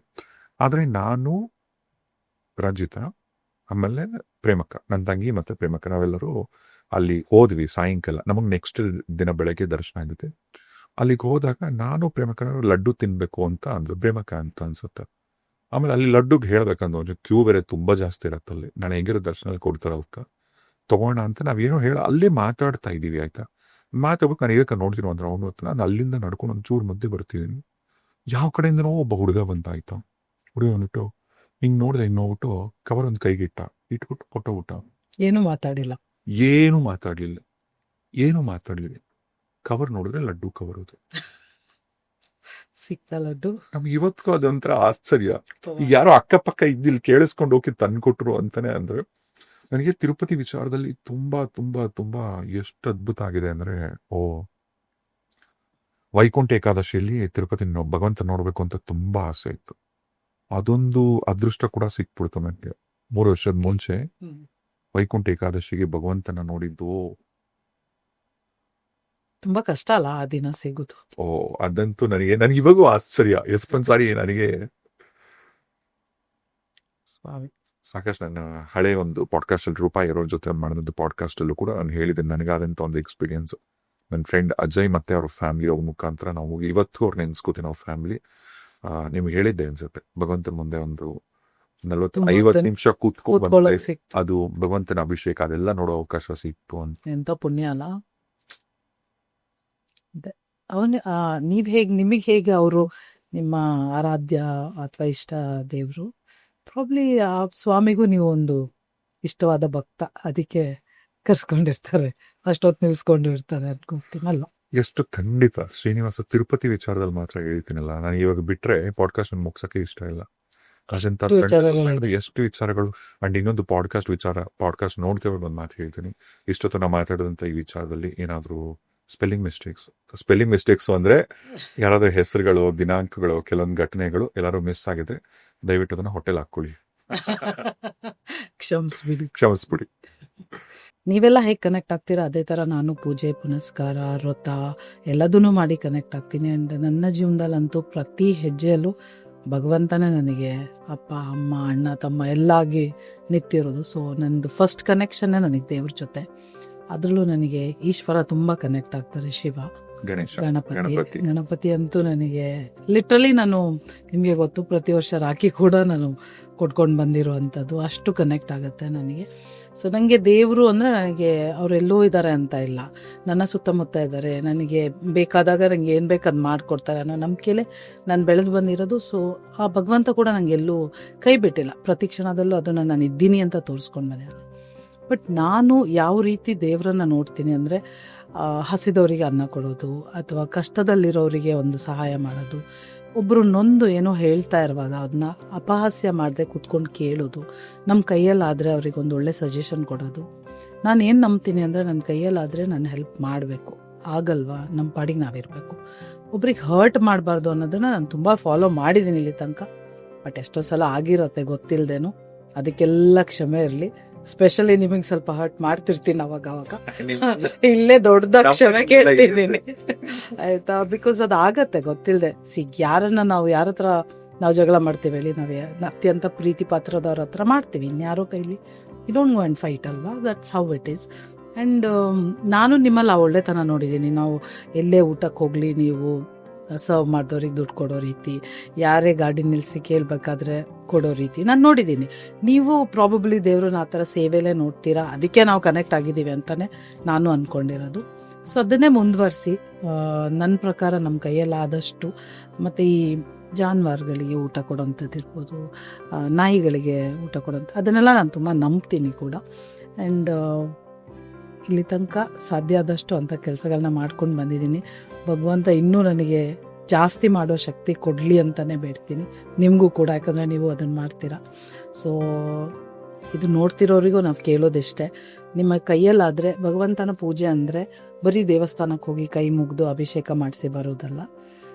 ಕೆಲವ್ರು ನೋಡಿರ್ತೀರ, ಅಭಿಷೇಕ ಮಾಡಿಸಿ ಹೊರಗೆ ಬರ್ತಾ ಇರ್ತಾರೆ, ಒಬ್ಬರು ಭಿಕ್ಷೆದವ್ರು ಬೈ ಚಾನ್ಸ್ ಕೈ ಅಡ್ಡ ಹಾಕಿದ್ರು ತಳ್ಕೊಂಡು ಬರ್ತಾರೆ. ಅದು ಮಾನವೀಯತೆ ಅಲ್ಲ. ಅದ್ರ ಬದಲು ಪಕ್ಕಕ್ಕೆ ಹೋಗಪ್ಪ ಅಂತ ನಿಧಾನದಲ್ಲಿ ಹೇಳ್ಬೋದಲ್ವಾ. ಅಥವಾ ರಶಲ್ಲಿ ನೂಕ್ಕೊಂಡು ಬೈಕೊಂಡು ಜಗಳ ಮಾಡಿಕೊಂಡು ಅದು ನಿಜವಾಗ್ಲೂ ಡಿವೈನ್ ಅನಿಸಲ್ಲ. ಸೊ ನಮ್ಮ ಒಂದು ಬಿಹೇವಿಯರ್ನ ಚೇಂಜ್ ಮಾಡಿಕೊಂಡು ಆದಷ್ಟು ಸುತ್ತಮುತ್ತ ಎನ್ವೈರ್ಮೆಂಟ್ನ ಚೆನ್ನಾಗಿಡೋಕ್ಕೆ ಟ್ರೈ ಮಾಡೋದು ಒಂದು ಒಳ್ಳೆ ಪೂಜೆ ಅಂತ ನಾನು ನಂಬ್ತೀನಿ, ಅದನ್ನ ಬಿಲೀವ್ ಕೂಡ ಮಾಡ್ತೀನಿ. ಮತ್ತು ನಾನು 2 ವಿಚಾರ ಹೇಳ್ತಾ ಪಾಡ್ಕಾಸ್ಟ್ ಮುಗಿಸ್ತೀನಿ. ಒಂದು, ಭಿಕ್ಷೆ ಅನ್ನೋ ವಿಚಾರವಾಗಿ ಯಾರಾದರೂ ಬಂದು ಕೈಯೊಡ್ಡಿ ಸಹಾಯ ಅಂತ ಕೇಳಿದಾಗ ದಯವಿಟ್ಟು ಅವ್ರಿಗೆ ಸಹಾಯ ಮಾಡಿ. ನಿಮಗೆ ಗೊತ್ತಿರ್ತಾರೆ, ಕೆಲವರು ಮೋಸ ಮಾಡ್ತಿರ್ತಾರೆ, ಆಯಿತಾ? ಅಂಥವ್ರ ವಿಚಾರದಲ್ಲಿ ಹುಷಾರಾಗಿರಿ, ಅಂಥವ್ರಿಗೆ ಎಂಟರ್ಟೈನ್ ಮಾಡಿಬಿಡಿ. ಬಟ್ ಕಷ್ಟ ಅಂತ ಯಾರಾದರೂ ವಯೋವೃದ್ಧರು ಬಂದಾಗ, ಕೈಲಾಗ್ದವ್ರು ಪಾಪ ಬಂದಾಗ ದಯವಿಟ್ಟು ಅವರಿಗೆ ಸಹಾಯ ಮಾಡಿ. ಅಥವಾ ಕೆಲವೊಂದು ಸರಿ ಕೆಲವರು ಸಿಗ್ನಲ್ಗೆ ನಿಂತ್ಕೊಂಡು ಕೆಲವರು ಕ್ಲಾಸ್ಗಳು ತೆಗಿತಿರ್ತಾರೆ, ಗೊತ್ತಾ ನಿಮಗೆ? ನಿಮಗೇನು ರೋಗ, ದುಡಿಯೋಕ್ಕೆ ತಿನ್ನೋಕ್ಕೇನು ನಿಮಗೇನು ಗುರು ಪಾಪ ಅವ್ರ ಕೈಯಲ್ಲಿ ಆಗ್ತಿಲ್ಲ, ಅದಕ್ಕೆ ಅವ್ರು ಬಂದು ಭಿಕ್ಷೆ ಬೇಡ್ತೀರ. ಅವರು ಭಿಕ್ಷೆ ಬೇಡೋದೇ ಅವ್ರ ಕರ್ಮ ಅಲ್ವಾ? ಅವ್ರ ಹತ್ರ ಹೋಗಿ ನೀವು ಲಾಜಿಕ್ ಎಲ್ಲ ಹುಡುಕೊಂಡು ಪಾಪ ದಯವಿಟ್ಟು ಅವ್ರ ಕೈಲಾದಷ್ಟು ಸಹಾಯ ಮಾಡಿ. ಮಾಡಕ್ಕಾಗಿಲ್ಲ ಸುಮ್ಮನೆ ಅಟ್ಲೀಸ್ಟ್ ಅವ್ರನ್ನ ಹರ್ಟ್ ಅಲ್ವಾ? ಮೋಸ ಮಾಡೋರು ಅಂತೂ ದಯವಿಟ್ಟು ಮಾಡಿಬಿಡಿ, ಆಯ್ತಾ? ಮತ್ತೊಂದೇನಾಯ್ತು, ಈಗ ಮೋಸ ಮಾಡೋರು ನಿಮ್ಗೆ ಮೋಸ ಮಾಡ್ತಾರೆ ಅಂತ ಗೊತ್ತಿರಲ್ಲ. ಸೊ ನೀವೇನು ಮಾಡ್ತೀರಾ, ಕಂಪ್ಲೀಟ್ಲಿ ಅವ್ರನ್ನ ಟ್ರಸ್ಟ್ ಮಾಡ್ತೀರಾ, ಅವ್ರಿಗೆ ಎಲ್ಲ ಥರ ಸಹಾಯ ಮಾಡ್ತೀರಾ. ಅವರು ಒಂದು ಘಟ್ಟದಲ್ಲಿ ನಿಮಗೆ ಮೋಸ ಮಾಡ್ತಾರೆ. ಅಲ್ಲಿ ಮೋಸ ಮಾಡಿಸ್ಕೊಂಡಿರೋ ನಾವು ಮಾತ್ರ ಇದಾಗಲ್ಲ, ನೆಕ್ಸ್ಟ್ ನಾವು ಯಾರಿಗೂ ಹೆಲ್ಪ್ ಮಾಡ್ಬೇಕಂತ ಇರ್ತೀವಲ್ಲ, ಅಲ್ಲಿ 100 ಸಲ ಯೋಚನೆ ಮಾಡ್ತೀವಿ. ಸೊ ನಿನ್ನೊಬ್ಬನ ಮೋಸದಿಂದ ಒಬ್ರಿಗೆ ಒಳ್ಳೇದು ಮಾಡೋದು ಬ್ರೇಕ್ ಆಗುತ್ತೆ, ವಿಚ್ ಇಸ್ ರಿಯಲಿ ರಾಂಗ್ ಅಲ್ವಾ? ನೀನು ಮೋಸ ಮಾಡಿದ್ರಿಂದ ಅದು ಈ ಪ್ರೀತಿ ವಿಚಾರದಲ್ಲೂ ಆಗುತ್ತೆ. ಒಬ್ರು ನಂಬಿ ಪ್ರೀತಿ ಮಾಡಿ ಅವಳಿಗೆ ಮೋಸ ಮಾಡಿದ್ರೆ, ಅವಳು ಅವನಿಗೆ ಮೋಸ ಮಾಡಿದ್ರೆ, ನೆಕ್ಸ್ಟ್ ಪ್ರೀತಿಲಿ ಬೀಳಕ್ಕೆ ಅವ್ರು ಯೋಚನೆ ಮಾಡ್ತಾರೆ. ನೆಕ್ಸ್ಟ್ ಪಾಪ ಒಳ್ಳೆಯವ್ರು ಬಂದ್ರು ಇವ್ರು ನಂಬಲ್ಲ. That's what happen. ಸೊ ನೀನು ಇವಳಿಗೆ ಮೋಸ ಮಾಡ್ತಿರೋ ಪಾಪದ ಜೊತೆಗೆ ಮುಂದೆ ಒಂದು ಒಳ್ಳೇದಾಗೋದನ್ನು ಕೂಡ ತಡೆಯೋ ಪಾಪಕ್ಕೆ ಗುರಿ ಆಗ್ತೀಯ, ಹೌದಲ್ವಾ? ಸೊ ಅದಕ್ಕೆ ನಮ್ದವರಿಗೆ ಯಾವತ್ತೂ ಮೋಸ ಮಾಡಲೇಬಾರ್ದು. ಯಾಕಂದರೆ ಈ ಲೈಫ್ ಸ್ಪ್ಯಾನಲ್ಲಿ ನಾನಂತೂ ನೋಡಿದ್ದೀನಿ, ತುಂಬ ನಂಬಿ ಮೋಸ ಹೋಗಿದ್ದು ಇದೆ. ಬಟ್ ನನ್ನ ನಂಬಿಕೆ ಕಾಲಂ ತಸ್ಮೈ ನಮಃ, ಜೀವನ ಬೈ ಟೈಮ್ ಅಂತ ಹೇಳ್ತಾರೆ. ಸ್ವಾಮಿಗೆ ಕಾಲಕ್ಕೆ ಎಲ್ಲ ಬಿಟ್ಟರೆ ಅವನ ಕಾಲಕ್ಕೆ ತಕ್ಕಂಗೆ ಯಾರ್ಯಾರಿಗೆ ಹೇಗೆ ಬುದ್ಧಿ ಕಲಿಸ್ಬೇಕು ಕಲಿಸ್ತಾನೆ ಅನ್ನೋದು ನನ್ನ ನಂಬಿಕೆ. ನಮ್ಮದೇನಿದೆ ನಮಗೆ ವಾಪಸ್ ಬರುತ್ತೆ ಅನ್ನೋದು ನನ್ನ ನಂಬಿಕೆ. ಸೊ ದೇವ್ರ ಮೇಲೆ ಭಾರ ಹಾಕ್ಬಿಟ್ಟು ನಾವು ಮುಂದಕ್ಕೆ ಹೋಗ್ತಾ ಇರಬೇಕು. ಏನು ಗೊತ್ತಾ, ಇವತ್ತು ನಿಮಗೆ ಅನ್ಯಾಯ ಮಾಡಿದ್ರು, ಇವತ್ತು ನಿಮಗೆ ಮೋಸ ಮಾಡಿದ್ರು, ಇವತ್ತು ಚೆನ್ನಾಗಿರ್ಬೋದು. ಆದರೆ ಕರ್ಮ ಅನ್ನೋದು ಎಲ್ಲೂ ಬಿಡಲ್ಲ. ಕೆಳಗಿದ್ದೊಂದು ಮೇಲೆ ಹೋಗಲೇಬೇಕು, ಮೇಲಿದ್ದೊಂದು ಕೆಳಗೆ ಬರಲೇಬೇಕು. ಬಹುಶಃ ನೀವು ಅದನ್ನು ವಿಟ್ನೆಸ್ ಮಾಡೋಕೆ ಆಗದಿರ್ಬೋದೇನೋ ಅಷ್ಟೇ. ಅವನೇನು ಕರ್ಮ ಇದೆ ಅವ್ನು ತೀರಿಸ್ಕೊಂಡ ಅಷ್ಟೇ. Thank you so much Pallavi, ನನ್ನ ಪಾಡ್ಕಾಸ್ಟಿಗೆ ಬಂದಿದ್ದಕ್ಕೆ. ಇದು ನಾನು ಹೇಳಬೇಕು, ಥ್ಯಾಂಕ್ ಯು ಸೋ ಮಚ್ ನನಗೆ ಈ ಅವಕಾಶ ಕೊಟ್ಟಿದ್ದಕ್ಕೆ. ಯಾಕಂದರೆ you always been in this place. ನೀವು ಯಾವತ್ತೂ ಹೋಸ್ಟ್ ಆಗಿದ್ರಿ, ಇವತ್ತು ಅಂದರೆ ಈ ಜಾಗ ಅನ್ನಿಸ್ಟಲ್ಲಿ ಹೋಸ್ಟ್ ಜಾಗದಲ್ಲಿ ಇರ್ತಾ ಇದ್ರಿ. ಇವತ್ತು ಆ ಜಾಗ ನನಗೆ ಸಿಕ್ಕಿದೆ, ಗೆಸ್ಟ್ ಜಾಗ ನೀವು ಕೂತಿದ್ದೀರಾ. ಈ ಪಾಡ್ಕಾಸ್ಟ್ ನಾನು ನಡೆಸ್ಕೊಟ್ಟಿದ್ದು ಚೆನ್ನಾಗಿ ಅನಿಸಿದ್ರೆ ಪ್ಲೀಸ್ ಹೇಳಿ ಅದನ್ನು ರಾಜೇಶ್ ಅವರಿಗೆ. ರಾಜೇಶ್ ಅವ್ರ ಲೈಫ್ ಬಗ್ಗೆ, ಅವರ ಒಂದು ಸ್ಟ್ರಗಲ್ ಬಗ್ಗೆ, ಅವ್ರು ಹೇಗೆ ಆ ಸ್ಥಿತಿಯಿಂದ ಈ ಸ್ಥಿತಿಗೆ ಬಂದರು ಅನ್ನೋದ್ರ ಬಗ್ಗೆ, ಹೇಗೆ ಅವ್ರ ಲೈಫ್ನ ಯಾವ್ಯಾವ ರೀತಿ ಚಾಲೆಂಜಸ್ ಇತ್ತು ಅದನ್ನ ಹೇಗೆ ಫೇಸ್ ಮಾಡಿ ಇವತ್ತೊಂದು ಒಳ್ಳೆ ಒಂದು ಜಾಗದಲ್ಲಿ ಕೂತಿದ್ದಾರೆ ಅನ್ನೋದ್ರ ಬಗ್ಗೆ, ಬೇಸಿಕಲಿ ರಾಜೇಶ್ ಅವ್ರ ಬಗ್ಗೆ ತಿಳ್ಕೊಬೇಕು ಅಂತಿದ್ರೆ ಇನ್ನೊಂದು ಪಾಡ್ಕಾಸ್ಟ್ ಖಂಡಿತ ಮಾಡೋಣ. ನಾನೇ ಮಾಡ್ಬೇಕಂತ ಇಲ್ಲ, ಒಳ್ಳೆ ಕ್ವಶನ್ ಕೇಳೋರು ನಮಗಿಂತ ಬೆಟರ್ ಇರೋರು ಕೂಡ ಮಾಡ್ಬೋದು. ಬಟ್ ನಿಮ್ಗೆ ಇಷ್ಟ ಇದೆ ತಿಳ್ಕೊಬೇಕು ಅಂತಿದ್ರೆ, ಅಥವಾ ಅವ್ರನ್ನ ಹೋಸ್ಟ್ ಆಗಿ ನೋಡಿ ನಿಮಗೆ ಖುಷಿ ಅನ್ಸಿದ್ರೆ, ಅಲ್ಲ ಗೆಸ್ಟ್ ಆಗಿ ನೋಡಿ ಖುಷಿ ಅನ್ಸಿದ್ರೆ ಖಂಡಿತ ಹೇಳಿ, ಇನ್ನೊಂದು ಇಂಟರ್ವ್ಯೂ ಮಾಡೋಣ. And thank you for everything. Thank you. Thanks. Thank you.